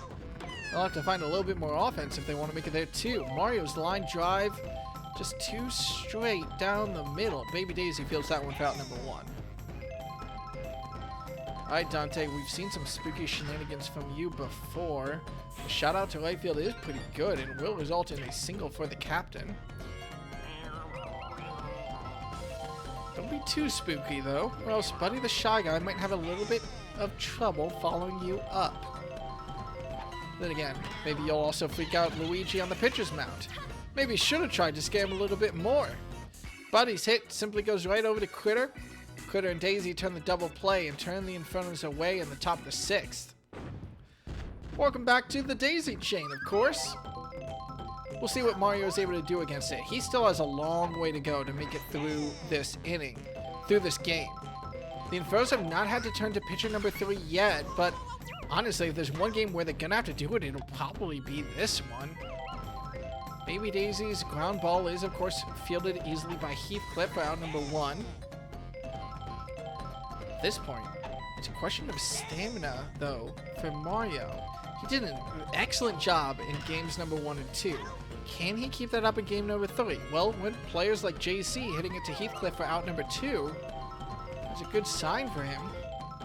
We'll see whether or not the defense is able to keep the lid screwed firmly shut on the bottom of the 6th. Daisy, Mario. Count is 1-1. The line drive from Daisy will do more than get out to left field. No, the Boo trigger is not pulled, actually. So it's only a single. And, well, we've seen the luck that Luigi has had so far this season. Well, it's good enough this time, actually, for another single. Runners on first, runner on second. Both those base hits under 2 out pressure. And if Luigi can get on base and head into critter with bases loaded, the Flowers' lead could once again explode. Boo assistance means that Strawberry doesn't know where to run. That's 1 run brought in. Luigi stays honest on third, though. We have a runner on second, runner on third. Daisy successfully touched home, and the Flowers are back up to a 3-run lead. A lead that could very well explode if the Infernos aren't able to find their way around Critter. Fireball from Mario. He knows the situation. Big hit from Critter to left field. That's a pop fly. Dante, don't flinch from the bomb.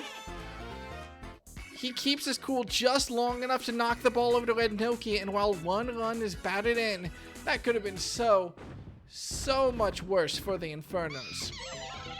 Still, the magic number 3, the Flowers remain up by it heading into the top of the 7th.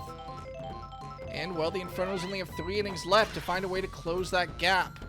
Boo's shot out to right field should be caught relatively easy by Red Yoshi and Blue Baby Daisy, but no!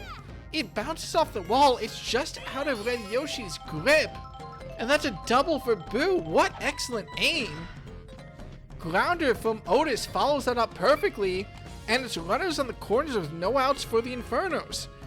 They're still down by 3, but as Heathcliff takes to the mound, well, he looks confident. A little bit of a charge for a line drive out to center left field. This power block could be so devastating. It's just that. Stunning Baby Daisy. Otis not gonna run home. Critter has too strong of an arm. She'll stay on third, but that is a very quick off 3 batters. 1 run batted in, runners off the corners. The tying runs on the bases, and Luigi looking tired. This is the last possible inning to push Luigi out if you really want to see a third pitcher from the Flowers. Drybones knows the pressure, line drive to left field. Baby Luigi, you gotta get your grip on the ball. Not quite able to do it. Honestly, might not have mattered. Might not have mattered, but really, really funny. Weird bounce that Baby Luigi just isn't able to get a hand on. Another runner brought in. Still no outs, and runners on the corners. No outs, and up by 2. The Flowers will finally call in their captain, Daisy. Sorry, up by 1. They'll finally call in Daisy in the top of the 7th to try to bring this game out of reach of the Infernos. Banana, you wouldn't think it's good, but it scares out those fielders so often.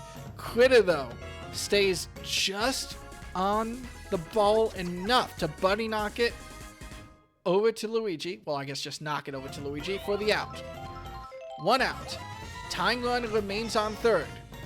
There is possibility for double play if Red Noki can't hit this ball well enough. And that might be just what we see. Yes, it is. The hit goes right over to third base. JC keeps it cool, knows what she needs to do in that position. JC to Luigi, Luigi to Louise. And while the Infernos managed to put up 2 in the 7th, they cannot tie the game. Flowers remain up by 1, coming out of the 7th inning stretch. K. Rool finds no love on his contact, so he'll be caught out yet again. And he's just had no luck in these playoffs. I mean, he's hit a home run every single game. Like, that's good enough. But when you expect a home run every single at-bat, you almost still got to make fun of him. Baby Luigi also grounds out, so now it's at risk of a 3-up, 3-out yet again. That'll be the second time this game is 3-up, 3-out in an inning where K. started the inning, and yes, it is. The defense shuts firmly closed for the Infernos, and we have a 1-out game heading 1-run game heading into the last 2 innings. Mario faces down Daisy. Star pitch. There is item support, of course, but Mario knows it's a bomb and chooses not to swing. Smart play from him. Fastball on the outside will catch strike number 2, though, and it's more of a risk for him now. Right down the middle, just means a slap from Mario, and that one goes right over to Critter. I think he caught that one with his tail. Regardless, that's an out against the Infernos as Captain Dante steps up. Charge hit, This time avoiding Critter at shortstop position. And that's a single for the captain. Solid hit. We'll see if Buddy can follow it up. Dante, can you tie this game up for your team? Well, the hit from Buddy, the Boo assistance, just barely on time to stop Baby Luigi from grabbing it. Boo is at home plate. Runners on first and second, one out. Charge hit is good here. A power hit to the outfield is good for this team. The slap instead also good enough. The bases are loaded with one out for the Infernos. And they just need a hit from Otis to avoid the infield to tie up this game. Outside pitch, outside hit, slap from Otis. Critter dives to snag it though and throws it back to second. The Flowers absolutely jaws snap shut. And the Infernos will only have one chance left to bring themselves back into this game.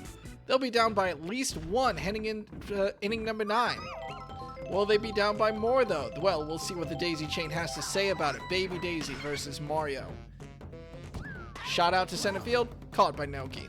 And for those of you who are doing the math, yes, that does mean we are guaranteed to see at least Critter in the bottom of the 9th. So extremely dangerous. We could see another walk-off home run from Critter or K-Rool. We'll see though. The Infernos have to reach that point as Daisy faces down Mario. 2 outs. The Daisy Chain is completely shut down. 3 up, 3 out. And the Inferno's entire season rests on this one chance. Heathcliff is up first. The team is down by 1. They need a run to bring this to the bottom of the 9th. And Heathcliff grounds out. That's a devastating start. That's 1 out. Dry Bones, we've seen so much consistent slapping from you, and we will need it again now. There's no item support if Daisy decides to pitch a flower pitch. Dry Bones catches it before she does that, though, and that's a clean single off the slap. Strawberry, you've got to run on first. You've got item support. What can you do against Daisy in the top of the 9th? Watch this pitch number 1. Inside pitch. Fastball caught by Strawberry. Pow block. We'll make sure that there's absolutely nothing. The barrel actually dislodges the ball from Baby Luigi, but still Dry Bones does not run for it. Honestly, fair. The ball was pretty close to third regardless. Red Noki, there's 1 out on the board. You've got to run on first and second. You need now more than ever to avoid a double play hit. Red Noki, can you bring us to Mario? Charges, that's good. Line drive though. The power block won't be enough to avoid the double play. Dry Bones has to scatter his way back to second and tags up safely. Okay, 2 outs. Mario, the tying run is on second. The season is on the line. Mario versus Daisy. Charge hit to the outfield. Will that avoid Baby Daisy? It will. Dry Bones is running home. The Buddy hit is interfered with by the Roots. Red Noki is running home. And Mario with a double RBI single to give the Infernos the lead here in inning number 9. He does it with 2 outs on the board. 7-6. DK Jungle, can you send the Infernos, the 5th seed, to the finals? Dante, this inning isn't over yet. The Infernos are up by 1. The ground out by Dante means that it will only be up by 1. And we are heading into the bottom of the 9th with a very familiar scoreboard of the away team being up by 1. We all know what happened the last 2 games. Luigi starts this one off versus his brother. His attempt at a hit will be caught up by Heathcliff. That's out number 1. Flowers, seed number 1. The best team of the regular season with a dominant 11-3 win-loss record. Now in the most dangerous elimination position. Luigi swings. That's a good hit out to center field. Power block interference could doom the outfield here. Luigi's on second. He's running to third. No, he isn't. Stays on second. Luigi on second base. Critter K-Rool up next. The Flowers. Can your star hitters bring this one home and send you to the finals? Fireball from Mario. That's 1 strike on Critter. Second pitch from Mario. A little bit of a curveball. Critter knocks it, but Red Noki is so fast. Not fast enough. Has to get under that ball. The awkward bounce. Luigi has plenty of time to get home, and we've at least a tie game. All right. It might all come down to this. A walk-off homer in game number 1. 7-7 score line. K. Rool with a runner on. Faces down Mario. Charge early. Hit number 1. Will run foul. Don't be a pillar shot. Thank you. That would be so awful. Number 2. Another foul. That means that K. Rool should go for a slap. And it's a soft hit to center field that Red Noki is able to get under. The King is not able to ice it in the bottom of the 9th. 2 outs against the Flowers. Baby Luigi, it'd be so funny. No! Baby Luigi caught out on the grounder. We are heading into overtime. Tied 7-7. These teams have brought each other extra innings, excuse me. These teams have brought each other to the absolute limit, and Daisy knows it. Quick Flower pitch. Will the Fireball interfere? Yes, it will. Buddy with a single to start off the 10th inning. Daisy continuing to tire is dangerous news for the Flowers. We saw how the defense collapsed when they had to go to pitcher number 3. Boo faces down Daisy. Another Flower pitch. Bomb item. Keep your cool, Critter. Yes, he does. Securing the ball for out number 1. But Daisy is chased off the mound in the 10th inning. K. Rool is brought in. A bunt from Otis. We'll try to send Buddy to second, but there's just too quick of an infield. Luigi grabs it, throws it to second. Him and Critter secure the double play. And the Infernos.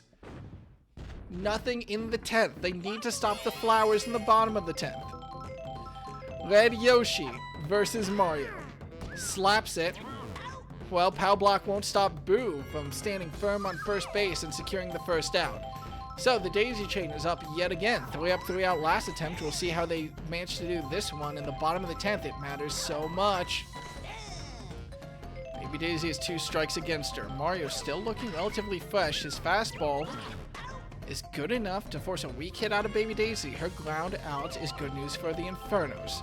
JC, bottom of the 10th. Can you start a Flowers absolute pull through to send them to the finals? Slap hit. Heathcliff dives for it. We're heading to at least inning number 11. Both these teams want the finals so bad.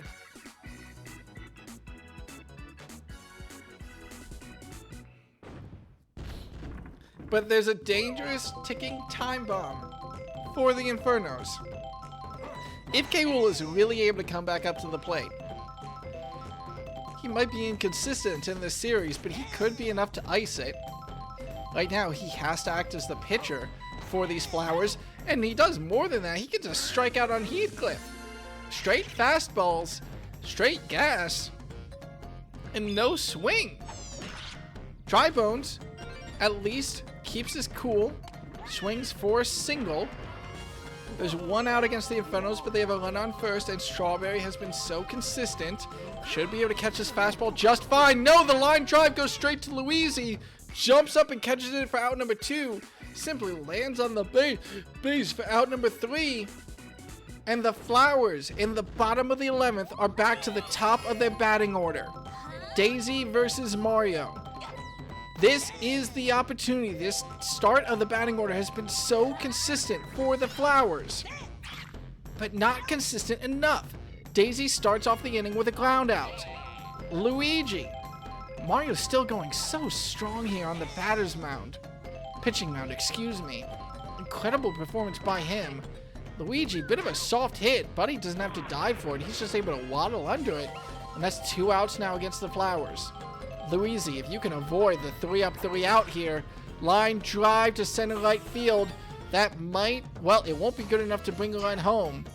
But Critter and K. Rool are up now. And as Mario starts to tire, either of them could end this game and end this series.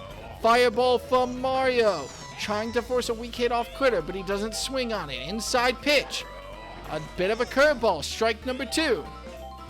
Still on the inside is Mario. Critter slaps it. It's going to the outfield. Power block interference actually interferes with Luigi on second base, but it's still a single. And for the second time, K. Rool has an opportunity to walk off the game. Can he send his team to the finals as Mario is taken off the mound and Boo is brought in from first base? Runner on first, runner on second. Any charge up from K. Rool here could be the final nail in this series. That's a big hit to the outfield. Dante and Red Noki, no hope of catching it. And K. Rool with a walk-off 3-run bomb comes up for his team, and in the bottom of the 11th, sends the Flowers to the Grand Slam Galaxy Season 2 Finals.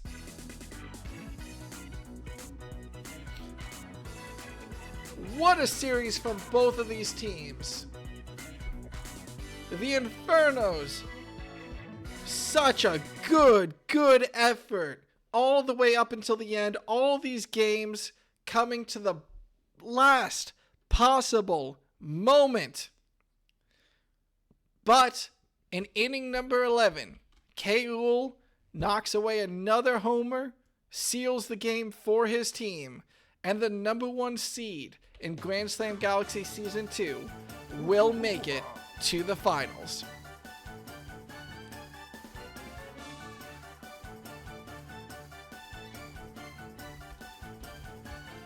Well, it's time to give our flowers to the Infernos. An incredible effort from them all the way through up until the very end, but not able to overcome the Flowers. The Infernos, one of the most interesting teams to watch throughout this entire season. Their small ball play stands unique in the league in its effectiveness and interest. Of course, the core that has been there ever since Play Day 1, even if they might not have been playing the entire time. Otis, Heathcliff, and Mario. Otis, Heathcliff, and Dante. Consistent hitters where the Infernos needed it to power that small ball offense. Excellent hitters in Dry Bones and Strawberry as well to keep that power going. Shy Guy and Boo weren't slackers in and of themselves, and, well, you gotta give credit to Red Noki. Their effort at center field was so notable in this series, and just, well, showed off the defensive capabilities of the Fireballs as well. While they might have been small ball hitters, that speedy center fielder of Red Noki, the power arm from some of these players, Mario coming in, being traded to this team later in the season to really seal up their pitching rotation. We saw how long Mario lasted throughout that entire game, going from, I believe, inning number 5 through inning number 11. Courageous performance from him. But this will be where their Cinderella run ends. After defeating the Wilds, they fall to the Flowers, and that will be it for their run in the playoffs in Grand Slam Galaxy Season 2. Falling, of course, to the first side of our finals, the Flowers. Off a monstrous play from their lead all-star hitter, not lead hitter, K. Rool. Incredible performance from the team. Hell, fair play to K. Rool, not just getting 2 home runs in that game, but getting a strikeout. It's hard to find someone who's quite that double threat unless your name is Shohei Ohtani. But the Flowers will remain the puzzle for the rest of this league to beat. Incredible power.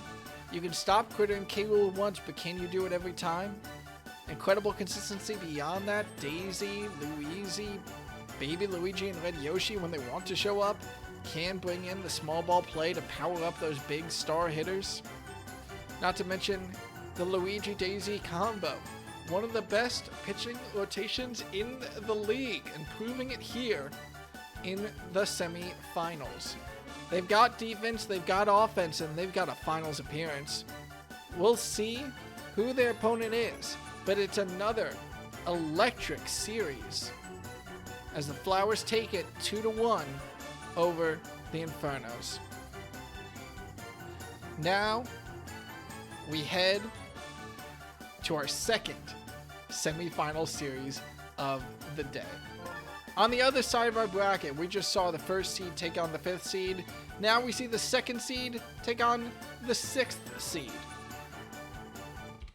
as it will be the Monarchs versus the Rotten Eggs. Another series where in the regular season the Monarchs fell to the Rotten Eggs 0-2 in that regular season series. We'll see whether or not they are able to take the playoff series. They did just that when they triumphed over the Monsters in last week's quarterfinals. Now, well, we'll see what they're able to do. The Monarchs being, of course, the absolute picture of stability. This roster has held ever since Playdate number 1, and it's held pretty well for them. Blue Critter, of course, getting that star power. Excellent pitching behind Toadsworth and Peach, but of course, low stamina pitching. If it ends up being a high-scoring game, the Monarchs' defense usually starts to fall apart.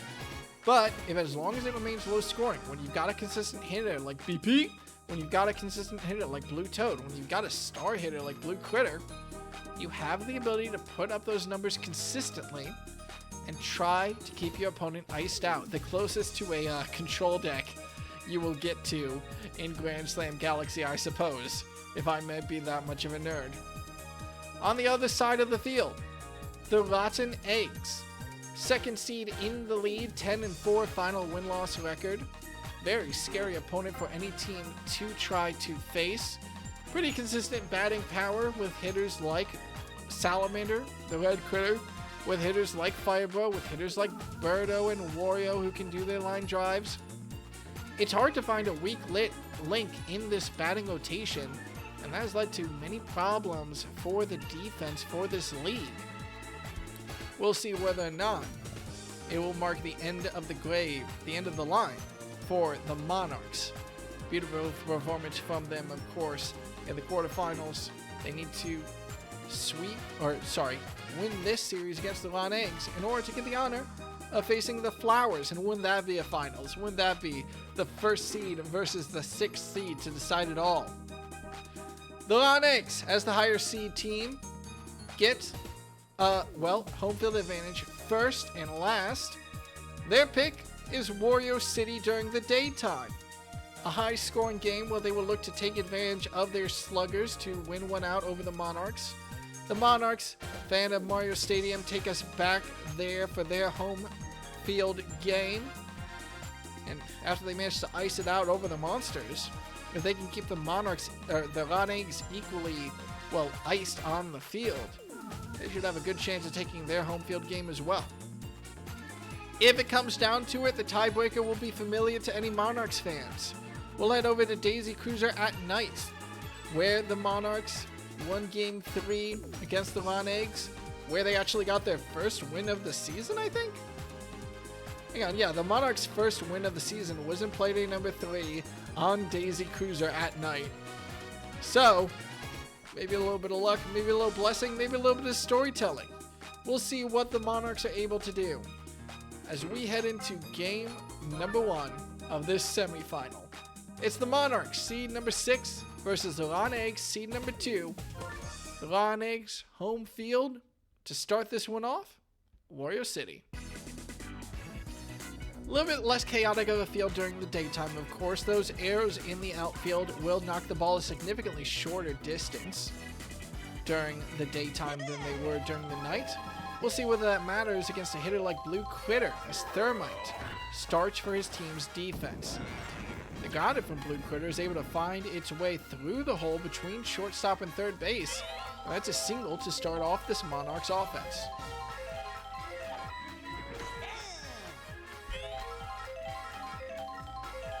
Melissa faces down Thermite. Her hit simply goes straight to Birdo, who fields the double play. And the Monarchs face 2 outs, no runners on the bases as Blue Shy Guy steps up. Clean hit is an arrow shot, actually. A little bit of shell interference as well will allow Blue Shy Guy to make the run to second, but it's a little bit too greedy. The throw from Statler is there in time to catch out the runner, and a base running error is what ends the Monarchs' first inning. Hopefully not a sign of things to come as Toadsworth faces down YP.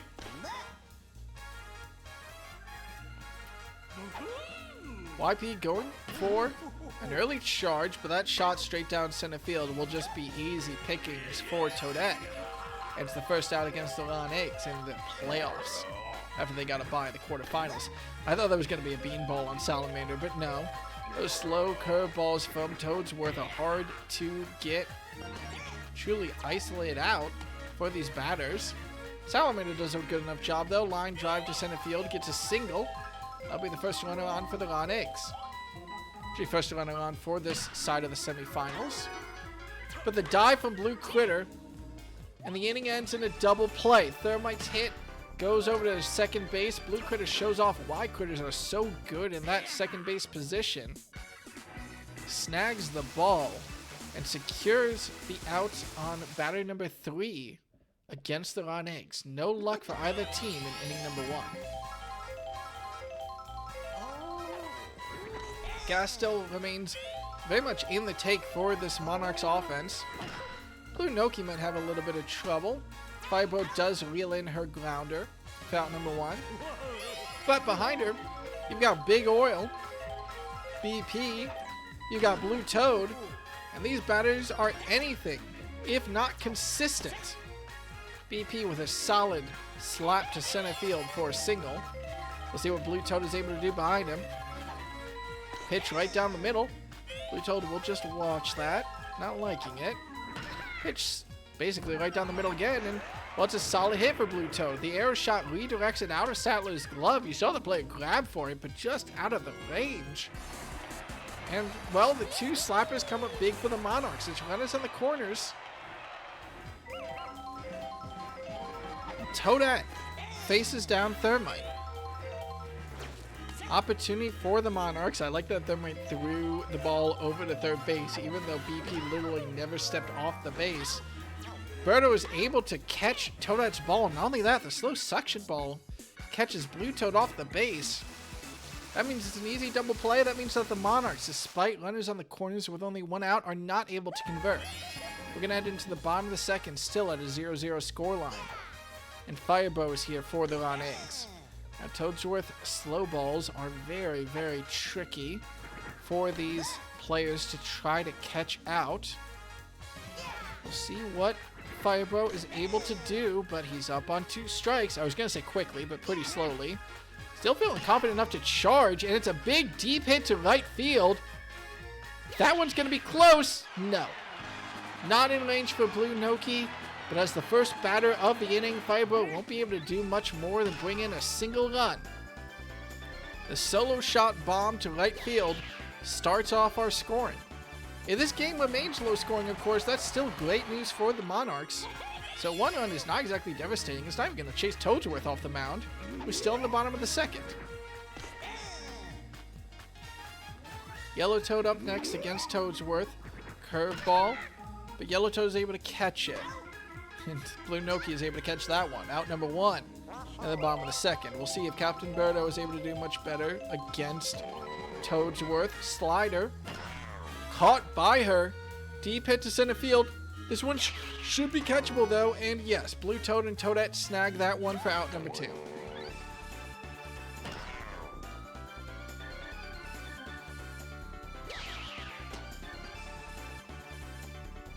Well, my phrasing is always perfect. Don't worry about it. Still, Yellow Shy Guy versus Toadsworth. Toadsworth seeing through the 3rd inning is good news for the Monarchs, and he will do that with Yellow Shy Guy slapping it over to BP on shortstop. That means that Firebro's bomb is the only scoring that we've seen so far in this game. And again, the lower scoring it is, the more that favors the Monarchs. That might be down by 1, but they are by far not out of this one. It's Toadsworth. Looks down, Thermite. Pitch down the middle. Toadsworth does catch it. But, well, just like the last inning, Birdo catches that one. Out number 1 as Princess Toadstool Peach comes up to the plate. Her first at-bat won't have any much more luck than Toadsworth's. She grounds out to Birdo. The captain throws the captain out. So, Blue Critter up. 2 outs against this team. Of course, with an opportunity for the starred batter to follow Firebro's example and tie this game right up. It'll be a high hit to center field. This one isn't escaping the outfield, but there's a chance for the banana to disrupt here. And despite Statler losing his nerve, Yellow Toad is right under him to pull in the ball and secure the out.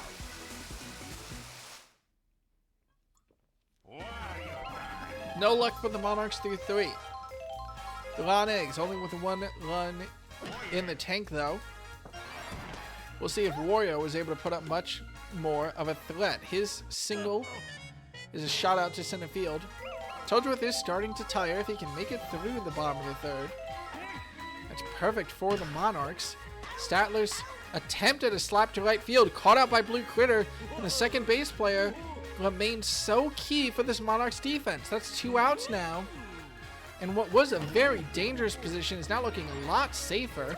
YP does ground. Well, not ground out. Just slap a good grounder up to center field. Now send it to Salamander.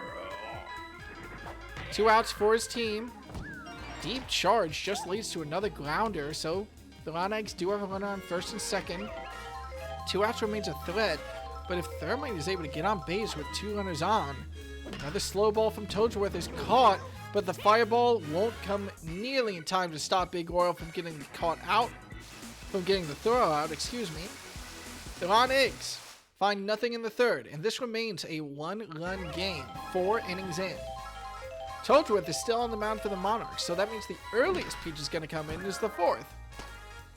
Firebro does reel in Norris's grounder, so, well, this is a 1-run game. You gotta give the Ron Eggs some credit for getting on the base a little bit more often than these Monarchs. Blue Shy Guy looks to change that, though, with a good, solid slap to center field. And if Blue Noki can keep up that momentum, this game could very easily be tied. A single here, with BP and Blue Toad behind him, no, is not in the cards. Blue Noki slaps it, trying to go for right field, but again, the second base player in the way of both these teams. This time it's Firebro, turning the double play. And he'll be able to do more than that if he's able to catch a good hit from Toadsworth yet again. The only runner to touch home so far this game wants to try it again. This one should be catchable. It's going to be close. No! It's just over Toadette and Blue Toad. And Firebro on Wario City hits 2 home runs back to back. Look at how close that was. That'll bring the Ron Eggs up by 2. And more importantly for this game, that'll chase Toadsworth off the mound. Princess Peach is brought in. Now she's able to silence this Ron Eggs offense, which to be fair has been having a lot of trouble so far. That's still great news for the Monarchs. They've had chances to tie up this game. They just need to execute on them. Yellow Toad will start off Peach's attempts, though, with a single. So it'll be Captain versus Captain, Peach versus Birdo. We'll see what Birdo's able to do against the fastball queen of the league. A deep, solid hit out to center left field. Will be a single. Birdo, base running error. I think the speed of that ball made her think that she had the time to run for second. She absolutely did not. And while Yellow Toad is in third base position, well, there's no runner on second anymore. Still, runners on the corners for the Ron Eggs. They've only turned up the gas versus Peach, which is not what you expect to see in the bottom of the 4th. Still only 1 out. Wario smacks it, but the double play won't come in time. Yellow Shy Guy just barely slides back up onto first. So it's 2 outs, but it's still runners on the corners. And the gas stays lit for the Ron Eggs. Can they bring in Yellow Toad and make this a 3-run game? Statler will be the batter to try to decide that. Charges up against the slider, smacks it, but BP snags it, turns it softly over to Blue Critter on second base. And no, it's a procession of small ball hits from the Ron Eggs to try to break this game open, but they're not able to succeed. Still, every batter on is more stamina out of Princess Peach. And when you're relying on her to last through the rest of this game, it's a dangerous position to be in. Big Oil, of course, comes up, and in another bit of a shock, will be caught up by Birdo at shortstop. Blue Toad does his job at least. A shot to center field, allowing a single.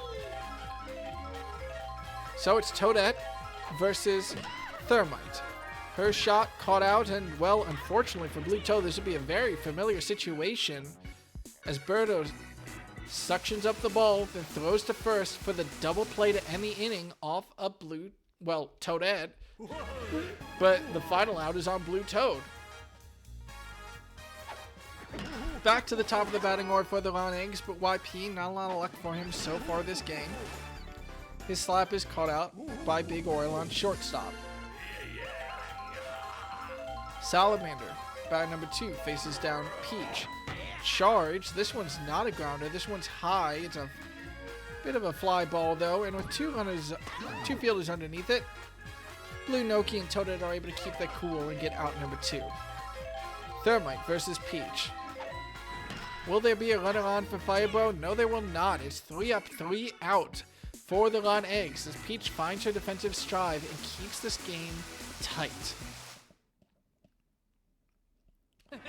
0-2, heading into the top of the 6th. 4 innings left for these Monarchs to find their runs.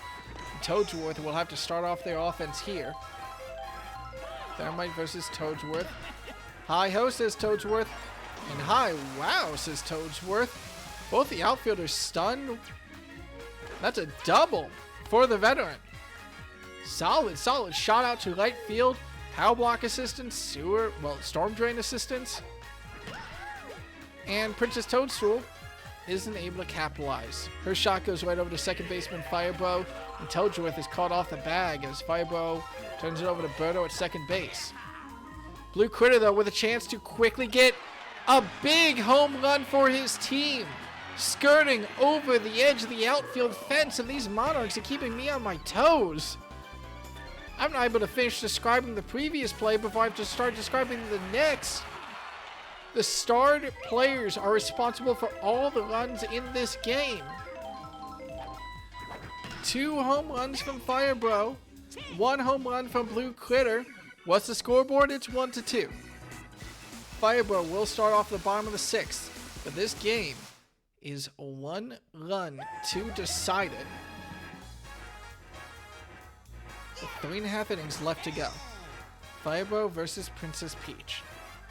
Can he get another big home run? He'll have to do it with 2 strikes on the board, so you would presume not. Inside pitch from Peach.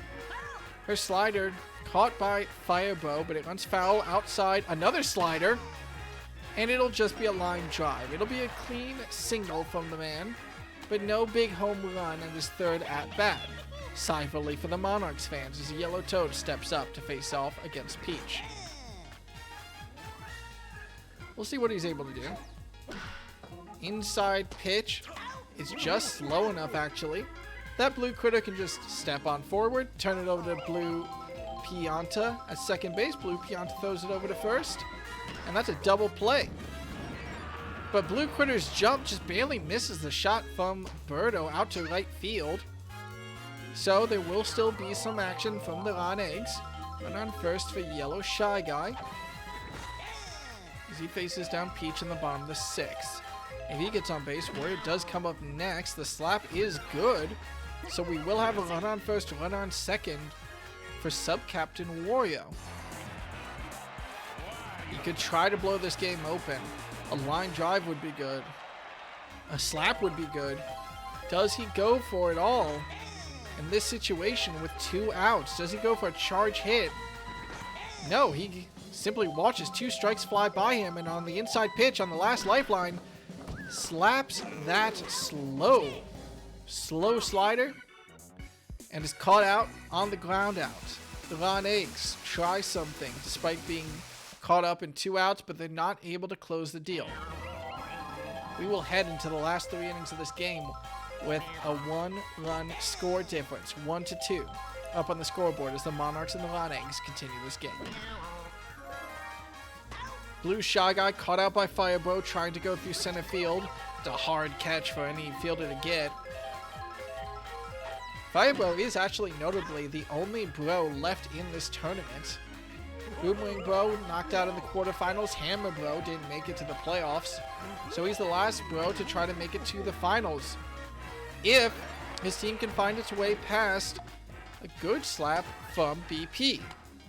Knowing their limits, they stay on first despite some outfield shenanigans. Blue Toad advances the runner. It's a slap to bring us to runners on first, runners on second.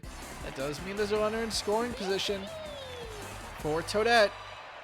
The Toad Trio, Toadette, Toadsworth, Toadstool. And it'll stop. No! Oh! What? Where did that power block go?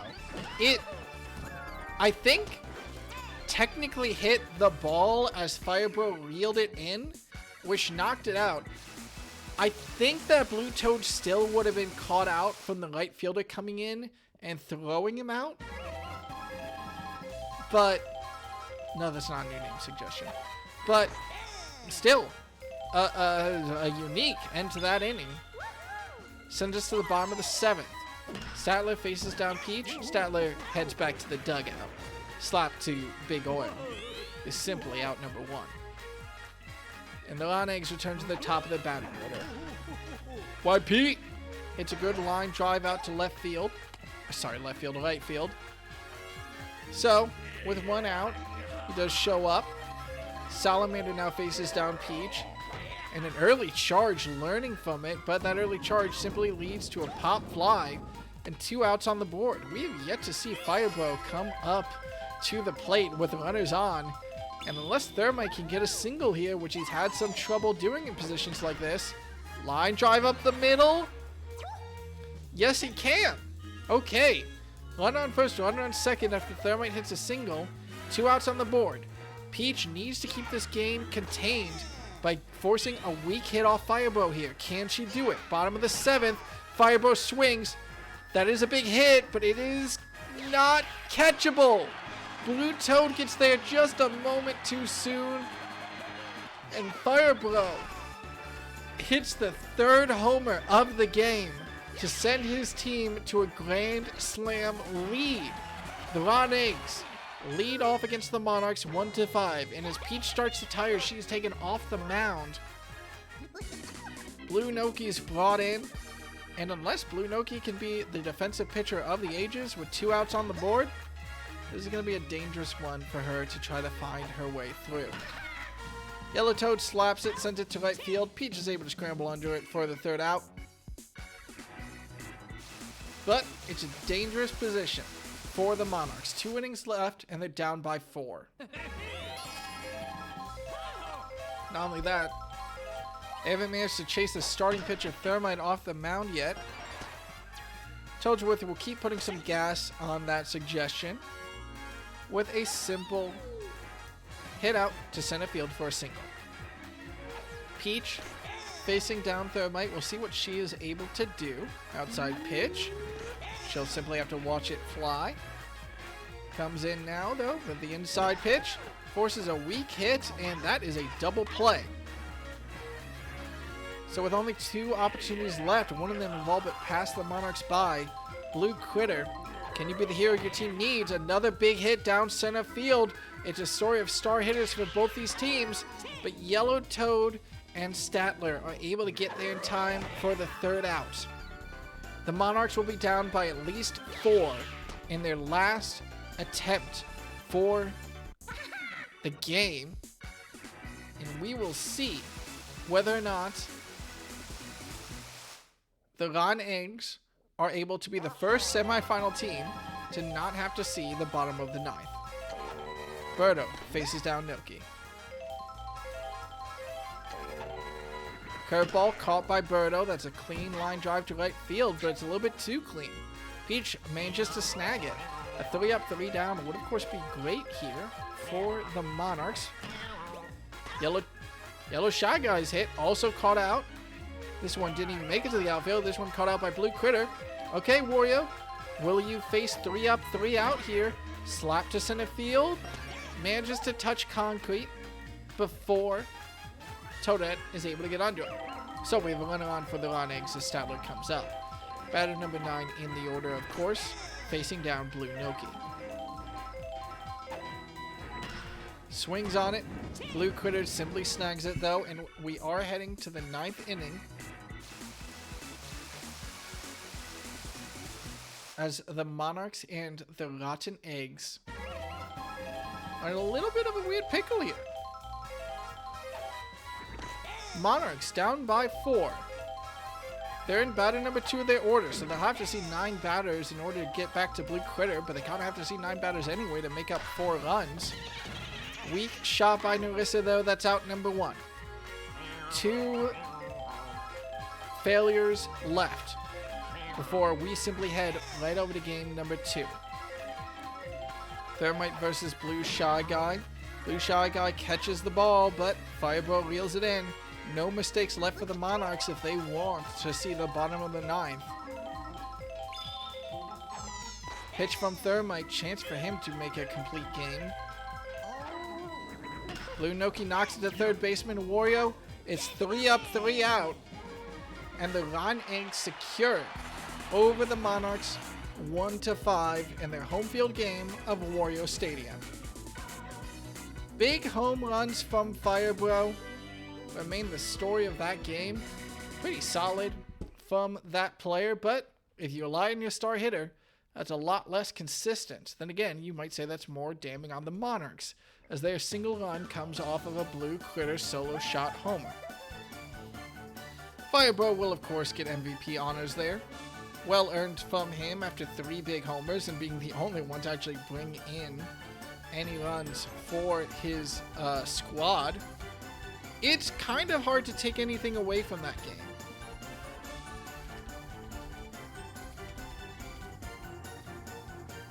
I mean, really,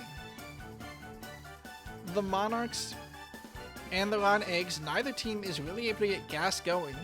If there's one thing you could take away from that game in good faith, it would probably be the fact that, hey, neither team was able to score on the other except for the big home run hitters. It means that both these teams have pretty astonishing defenses of their own.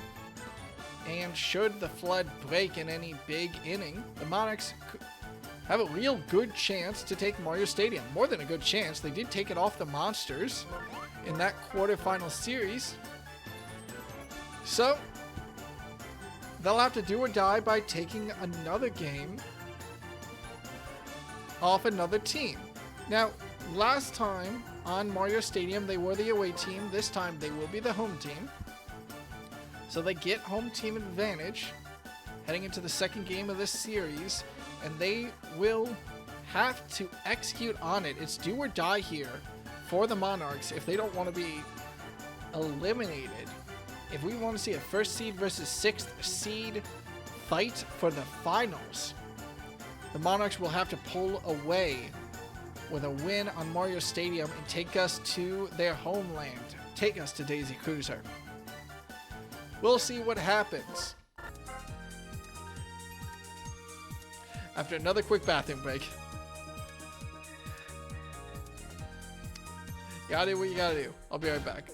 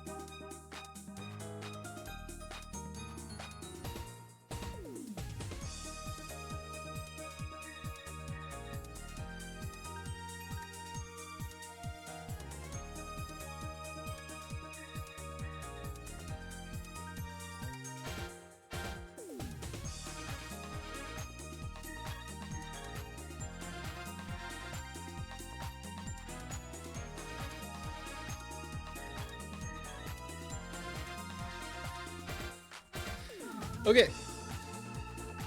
Game number 2. The Monarchs remain up by 1. It's another small stadium, so we got to keep a close eye on these star hitters yet again. Firebro and Blue Critter, who shows up for their team, as we head into the Monarchs' home field choice for this series of Mario Stadium. Sunset Field remains beautiful, of course. The Monarchs, with home field advantage, get to pitch first. We'll see how long and how well Toadsworth and Peach are able to do as we start the first inning. Marks did an excellent job of shutting down the opening offense from the Monarchs so much in Wario City.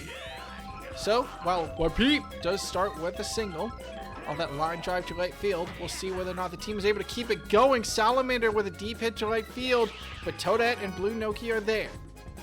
They snag the ball and stop any early damage. Good play on their part. Courageous effort from Salamander to make sure all the fans and, well, all the players are awake. But it's not enough. That's simply a buddy catch from Toadette. Well earned from the duo. So we head over to the third player, Thermite. We'll see if he's able to allow Firebro to see the first inning. Slow ball from Toadsworth, caught by Thermite, and no, it's a double play from the Monarchs. Excellently timed. The only time Firebro saw the plate with any batters in front of him, he hit a 3-run bomb in the first game. So a quick shutdown from the Monarchs on the Ron Eggs offense brings them into the bottom of the first very safely. Meanwhile, Thermite needs to see if he can stop Blue Critter from being the first run of this game. Line drive to left field. Yellow Toad is not going to be able to get under it. Blue Critter, though, disciplined, stays on first base. Narissa up next. Slap from her finds its way right down the middle, and the Monarchs offense is starting off very hot. Runners on first and second. No out still against them. They have a weaker section of the batting order now with Blue Shy Guy and Blue Noki, but unless the Rod Eggs are able to stop the damage here, this could be a very devastating quick time. That's a good way to start it, though. The weak shot from Blue Shy Guy.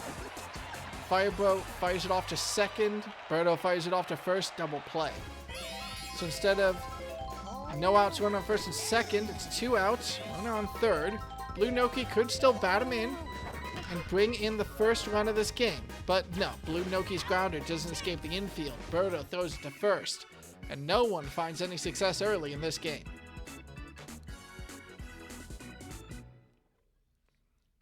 Alright, Firebro, you played very hot in game number 1. Can you repeat that success in game number 2? Outside curveball from Toadsworth. The ball as both players eye each other down. Firebro does find the ball, but he's not able to find the height. That line drive goes straight to Toadette in center field. And that's no luck so far for these Ron Eggs. Yellow Toad is the second batter for the inning. He faces down Toadsworth. Another shot to center field is just warming up Toadette's glove. That's 2 outs. And the Monarchs defense continues to hold very strong. We'll see if Captain Birdo is able to do much. It is a small field. High hit, but that shot to left field will stay inside the park. Fireball has no chance of stopping that, and it's 3 up, 3 out against the Rotten Eggs. As his Monarchs defense holds perfectly firm.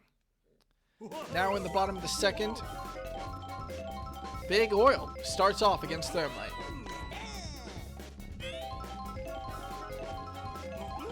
One strike on the outside leads to another strike on the inside. BP has to swing on some of these, but no.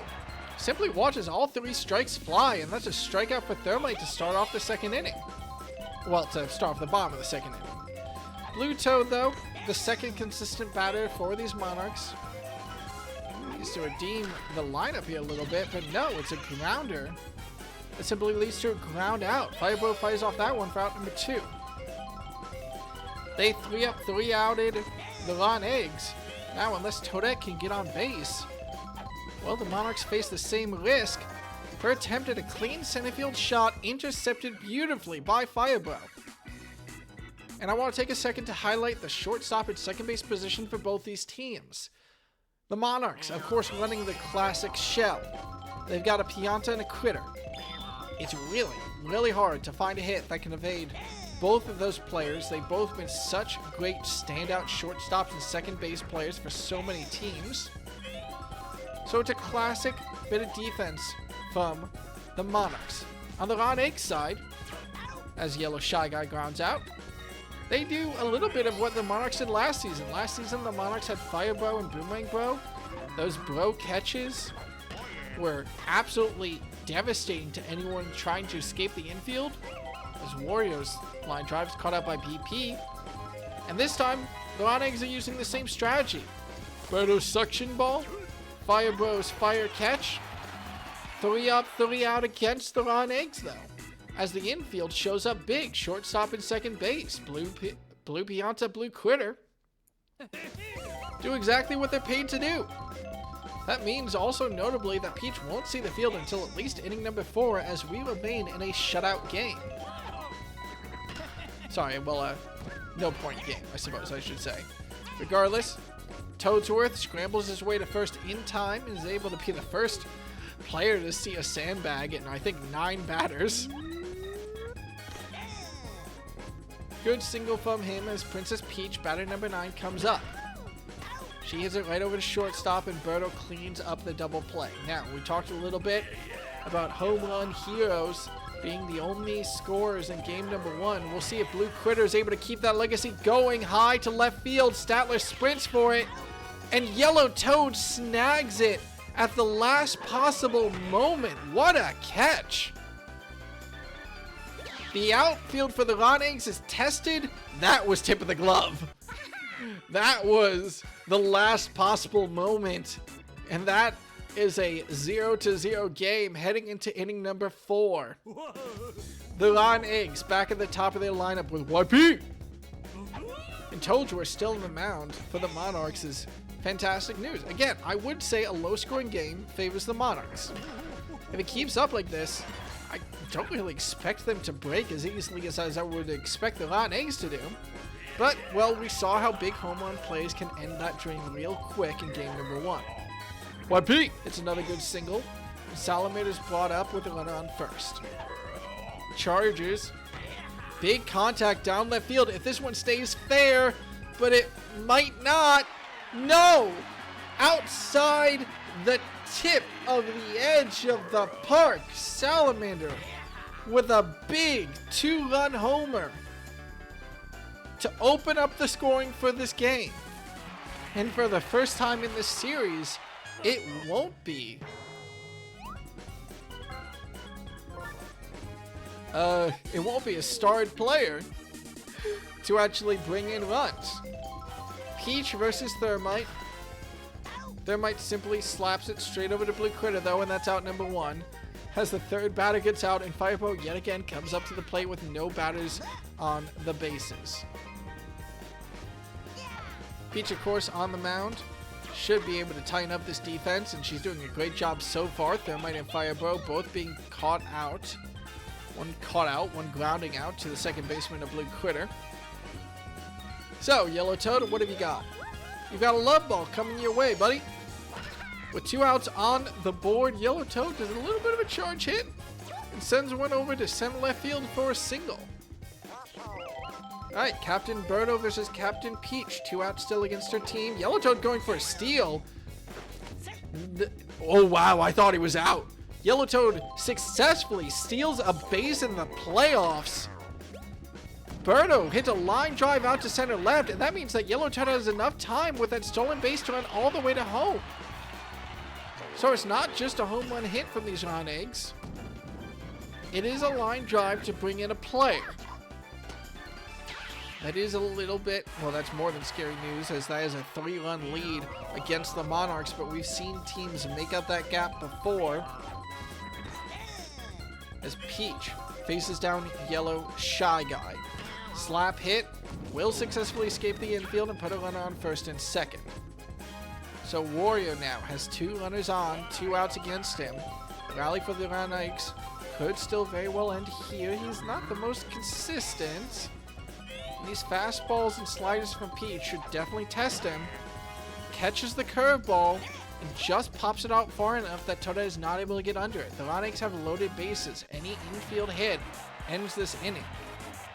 Can Statler really be the one to do it here? Can he keep this inning going? Inside fastball from Peach. Strike number 1. Will it really be right down the middle? Love ball. Statler has the time to line this up.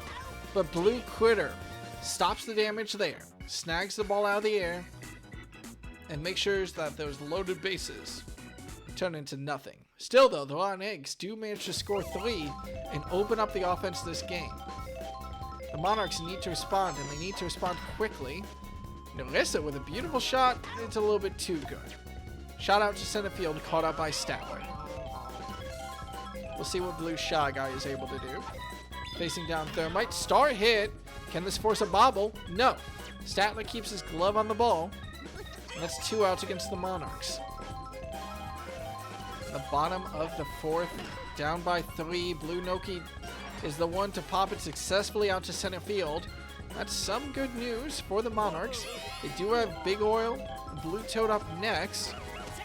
And Blue Noki is quite the speedster, so 2 simple slaps could be enough to let the Monarchs on the scoreboard.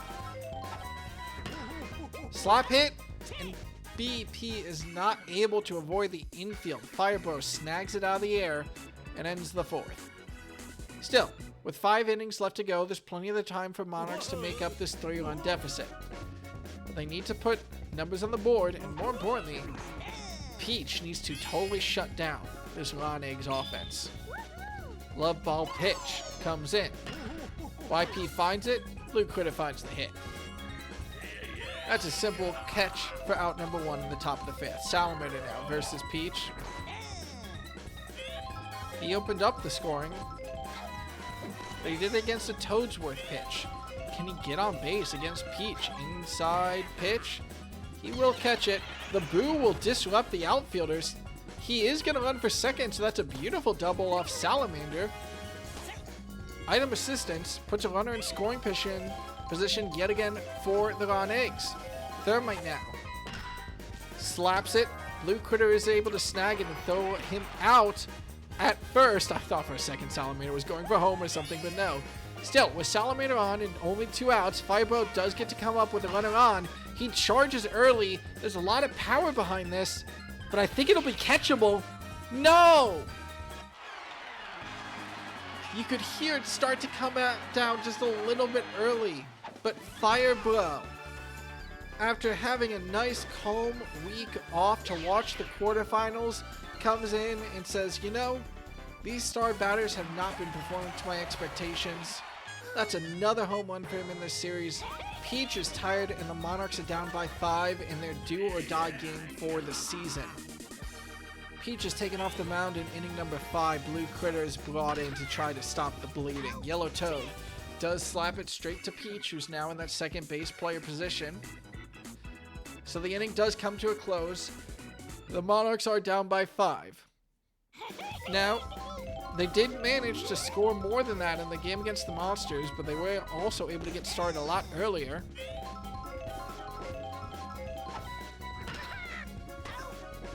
Blue Toad not able to find the love. His hit goes straight over to Firebro. Toadette now facing down Thermite. Without number 1 on the board, her line drive to center field will be caught out by Statler. So in the bottom of the 5th, as the Monarchs move closer and closer to a do-or-die situation, Yellow Shy Guy falls asleep in right field. That's a single for Toadsworth. Okay. Princess Peach, if you can get on base and set up Blue Critter, that's a big opportunity for your team, but it's a ground out. Berto fields the hit, just lightly tosses it to second for Firebro to secure the out. The Monarchs have found nothing through 5 innings, and they're going to need to outscore their opponents by 5 in the last 4. On their 3rd pitcher, Blue Critter's fastballs are good enough to momentarily stun Birdo. 2nd pitch now. She's able to catch a little bit more of that, but Toadette has the speed to scramble under it. Out number 1. Blue Critter versus Yellow Shy Guy. Inside fastball results in the first strike. Outside fastball. Yellow Shy Guy does catch it. The power block falls just in time to allow Yellow Shy Guy to safely tag up on first and safely reach second. What would have been an out turns into a item-assisted double. And the Monarchs have a runner in scoring position yet again. Wario star hit, the bomb from him allows Shy Guy to run all the way home. And the Monarchs lead now by 6 in the 6th. Statler versus Blue Critter. One runner on first. Catches the fastball, but hits a ground out into a double play. Blue Pianta and Peach able to turn that one 3-2-1 over 3 innings. It's beautiful. But it also means it's a 6-0 scoreline against the Monarchs. They've got 4 chances left to bring that back, and Blue Critter says, no shutout from me, thank you. Both Critters hit solid home runs outside of left field, and the Monarchs offense comes alive. Okay, we've seen big comebacks on Mario Stadium before. And Blue Critter, well, he might still be the only player for his team to score in this series, but he just needs to get his team's blood flowing. Hope he was celebrating, heading back to the dugout, head up high. Looks like Narissa's feeling good.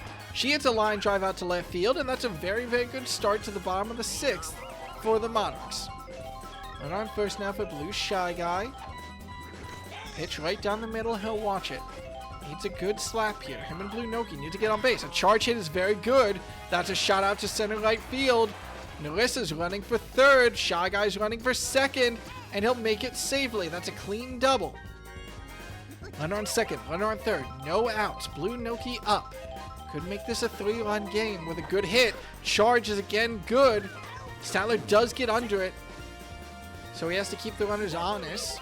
But now, the Monarchs are in great position. Blue Pianta needs to wake up. A lot of trouble early in this game, but there we go. That's what we expect from Big Oil.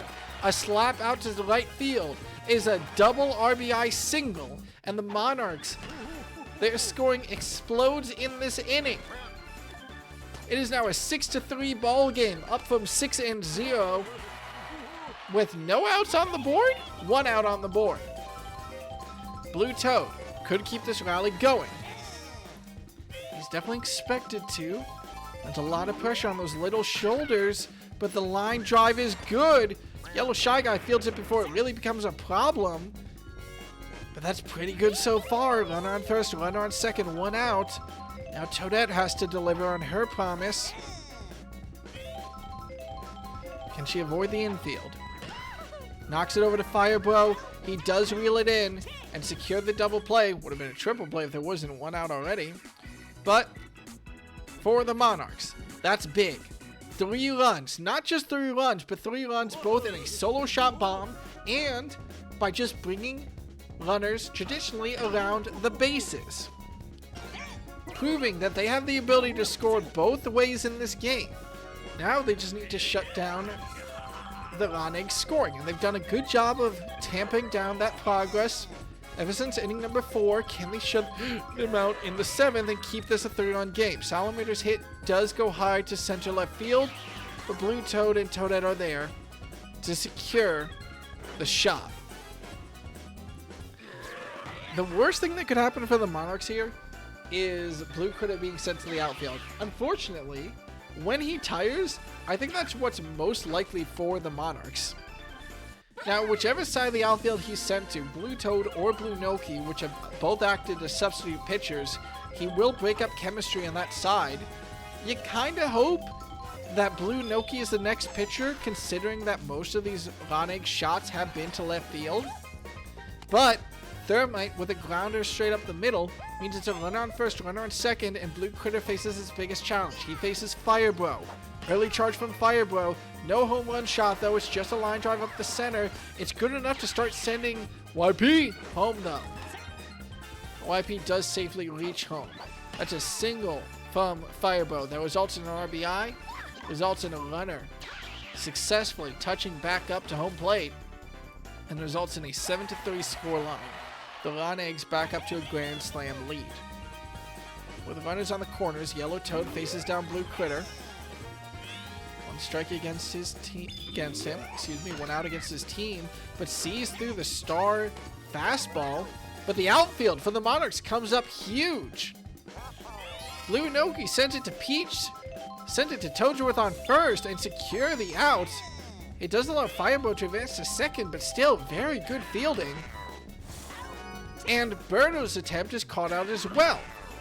So once again, bleeding from the Monarchs, but it's just a dribble right now.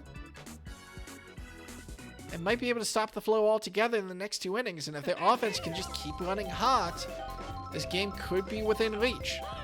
Down by a Grand Slam. Toadsworth. Well, you're not going to get a Grand Slam here, buddy. Statler, please don't bobble. Okay. Listen, if he knocked out the bomb and it resulted in like a ground rule double or something, that would have been funny. But if he bobbled and allowed Toadsworth to get a bobbled home run, that would have been hilarious. Regardless now, Princess Peach facing down against Thermite. 2 strikes against her, relatively quick, but it's just a pitch down the middle and a bobble from Firebow. He heard me. That'll allow Princess Peach to reach first base, and Blue Critter has a chance to make this a 2-run game. Slider from Thermite that's dangerous to throw against batters of this caliber. But the inside fastball results in bad contact from Blue Critter. The double play comes in, and it's no heroics yet. The Monarchs have 2 innings left to avoid the 2-game sweep and be knocked out in the semifinals. They're down by a Grand Slam. Blue Critter has done a pretty heroic job of stopping the bleeding as best he can ever since he was brought in for Peach. Yellow Shy Guy, though, wants to rip the Band-Aid off. Hit up the middle for a single. Again, if you're a Monarchs fan, you're hoping for Blue Critter to swap out with Baby Big Oil, or Blue Critter to swap out with, at worst, Blue Noki. The Bananas fake out Blue Noki, though, and they have to take the time to clear a path to the ball. That not just allows Wario to tag up on first, it allows Yellow Shy Guy to run all the way to third. Runners on the corners as Statler comes up next. Statler swings big, and it's loaded bases with no outs. As the Monarchs return to the top of their batting order. YP with 3 runners on, slap to center right, and the rotation starts. Wario running home. Yellow Shy Guy already touched home. Wario is safe. Runners on the corners yet again. And the Monarchs are back up to a 6-run lead. Blue Critter is swapped out, and Toadette, the worst possible outcome, is brought in from center field. That means that the Monarchs no longer have synergy in the outfield, and any home run caliber hit is just gonna leave the stadium. Down by 6. At the top of the 8th, Thermite, only one out against him. Runners on the corners. Toadette looks to keep these players honest, but Mario Stadium continues to look dangerous. Thermite will get fielded by Peach at second base, and she will secure the double play. Monarchs down by 6. 2 chances left to do it. If they want this game, it will take probably the greatest comeback that we've seen in Grand Slam Galaxy history. Maybe not the most runs, but definitely a hell of a time-sensitive issue. Narissa is not going to be able to start off well enough. Her shot is caught out by Firebow as it tries to head to right field. Out number 1. Blue Shy Guy tries something a little bit more aggressive. A deep hit to center field. Yellow Shy Guy just barely able to get there in time to launch up Statler. I'm not sure if that was a home. I think that was gonna be a home run, but the outfield just barely responds in time and secures out number 2, meaning that the Monarchs have 4 outs to try to secure 6 runs. Blue Noki's shot to right field is saved by the POW block, actually. So that is a double for her thanks to the POW block assistance. We usually don't see POW blocks impact plays like those, but Well, that's what got the Monarchs to the playoffs in the first place. BP. Facing down Thermite. The Ron still have not had to go to a second pitcher so far this series. Blue Noki is running home. The buddy throw will not be enough. A run has managed to be brought in, and that's good base running from Blue Noki to try to start inching this game back. Still 2 outs, though, for the Monarchs, but they have tired out Thermite. He's going to try to see it through as he starts to pitch against Blue Toad. Blue Toad, you need a line drive here. Shot to right field will just barely tag down before Yellow Shy Guy manages to get under. That's good enough for right now. So Toadette, runner on first, runner on second, catches the slider, but isn't able to escape the infield. Firebro reels it in. And the Monarchs will have one chance left to try to get this game. If they want it to be reasonable, they need to make a very dangerous section of the Ron Eggs batting lineup go completely quiet. Toadette faces off against Firebro. Any home run caliber hit will escape this field, but no, Firebro is not able to hit it hard enough. Blue Noki in right field picks up the first out relatively cleanly. I'll bring up Yellow Toad, bat number 5 in this Ron Eggs batting order. He pops it to left field. Blue Toad is not able to get under that one in time, so that'll be a single. And Captain Birdo, looking for her team to go from 8th place to a finals appearance. 9-4 in the top of the 9th. 1 out against her team. Runner on first. Kiss the ring. Peach is not able to snag the ball. And that's a single from Birdo. Runner on first, runner on second, of course. And Toadette just needs to find her way through a few more batters. But Yellow Shy Guy shot up the middle is assisted by a power block. That's going to let Yellow Toad run home and Birdo run to third. The lead is extended to 6. And the top of the 9th, Wario. His weak slap leads to a double play that'll send the Ron Eggs off the field. But the Monarchs, down by 6. It might be time to start giving them their flowers. We'll see what Toadsworth is able to do against Thermite.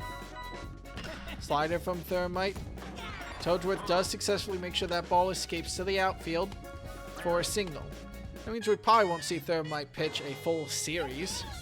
It'd be an incredible achievement from him if he's able to do it. Kind of needs to force a double play off of Peach for it, though, and her slap to right field. Yeah, runner on first, runner on second for the Monarchs. That's not bad. Thermite is finally taken off the mound after pitching basically 18 innings. Call it 17 and a half. And Birdo comes up. Blue Critter does slap it, though. And the Monarchs are in an interesting position here in the bottom of the 9th. Loaded bases, no outs still. They need 6 runs. Can Narissa start finding them off Captain Birdo? Don't forget, Birdo's star pitch, that suction ball, can be so devastating. Wario, though, dives for the ball. It might be one runner touching home, but it's a double play for the Ron Eggs to put the Monarchs on their last lifeline. Princess Peach on third. Can she touch home one last time? Suction ball from Birdo for strike number 2. And if she does one more, suction ball from Birdo. That is a strikeout on Blue Shy Guy. And the Monarchs will fall in the semifinals 10-5. As the Ron Eggs successfully reach the finals, and for the second time in Grand Slam Galaxy, it'll be the first and second seed battling it out for the playoff championship. But before we talk about that, it is time to start giving the Monarchs their flowers, as MVP honors are given to Wario and Yellow Pianta.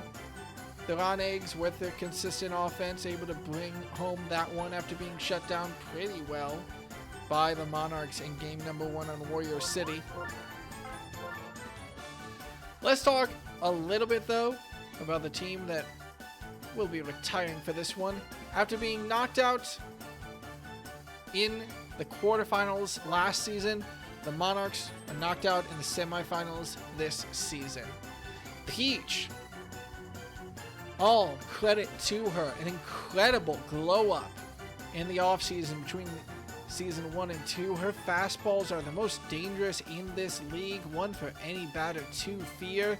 And it was that the Monarchs tried to build a defensive core around. Toadsworth, of course, returning on the team to be the starting pitcher. He's reliable as ever for as long as he's able to stay on the mound. Relatively low scoring against him. It's a solid strategy. And for the offense, Blue Critter tried his best to be the player that this team needed, and full credit to him.